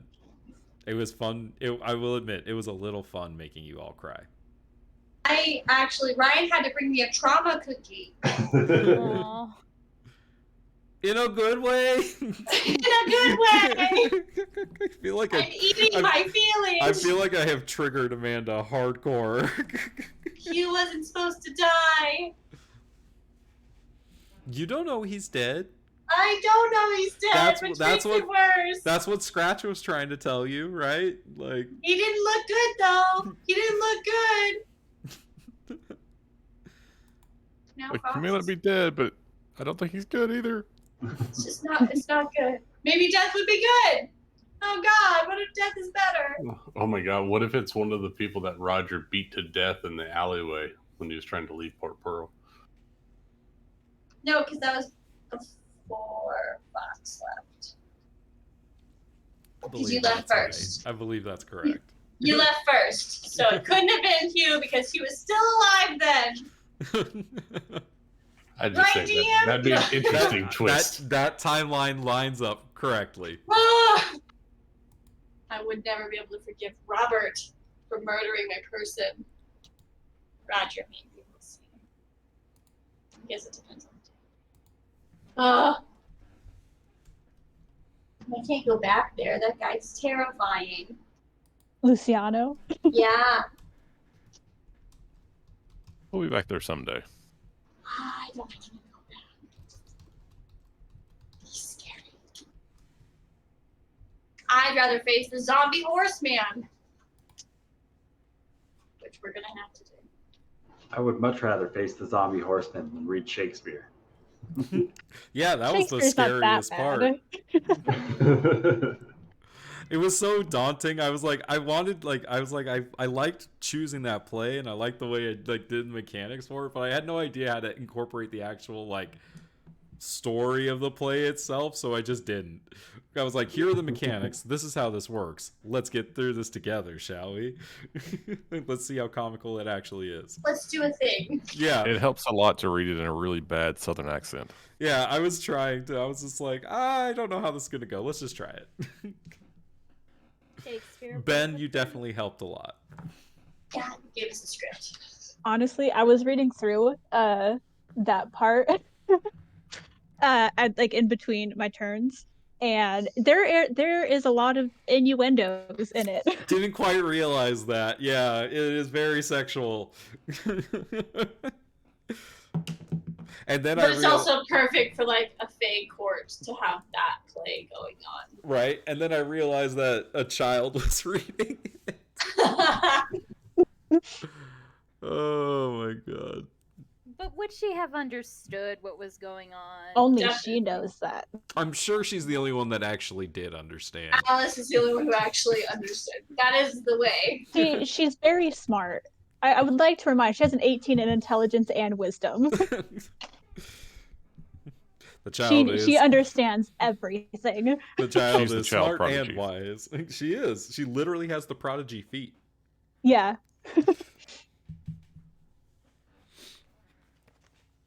Oh, gosh. I'm glad you guys had fun. That was It was great. It was great. I wanted the tone to be a little lighter, than it had been, in ways, and then It was light, and then it was heavy, and then then it I was had to light, crash and back down to earth. then it was a good crash. It's good, Well, good yeah. solid. Remember I'm all glad these you gave us things? the 5 minutes to compose ourselves, so that was necessary. Yeah. I tried my Yubaba. I was really trying on my Yubaba. Oh my god, and I saw it so perfectly. Like, I was just like, oh my god, this sounds like her. And her actions, like when you're like, she turned around to fix her hair, I was like, oh yes, that's exactly what she does. She has to compose herself first. It's like, yes. Like, such a nerd for those movies. Hell yeah. Living for And it. now you know where your people come from? I know where they come from everywhere. This is helpful. It's exciting. And Rebecca? Oh my god. So much story Truth for bomb. her. Oh yes, I'm excited. I just want to say, Rachel, the desperation in Rebecca's voice when she was trying to get through the gate, chef's Oh kiss. yeah. Yeah, dude. Wonderful. That was awesome. Snaps for that, for sure. It's like, here's the out of first character. piece of your life that's just right there. All the answers you could need. Mm-hmm. I want to know how much of Rebecca's story, like, Rachel has written, and how much Nick is just making up. 100%. I mean, that's up to Rachel to tell you. Yes. Good answer.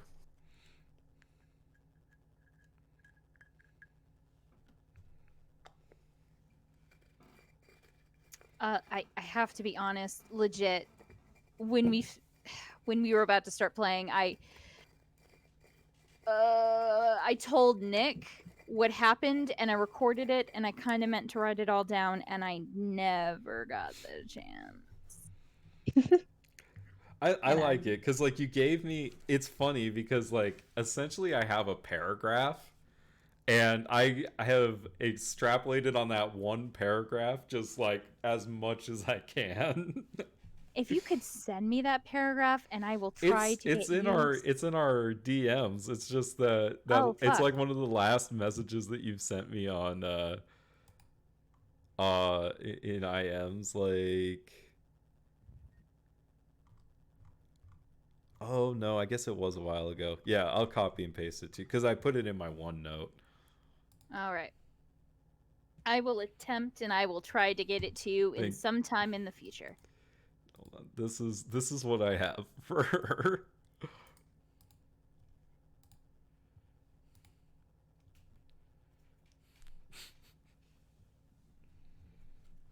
Yes.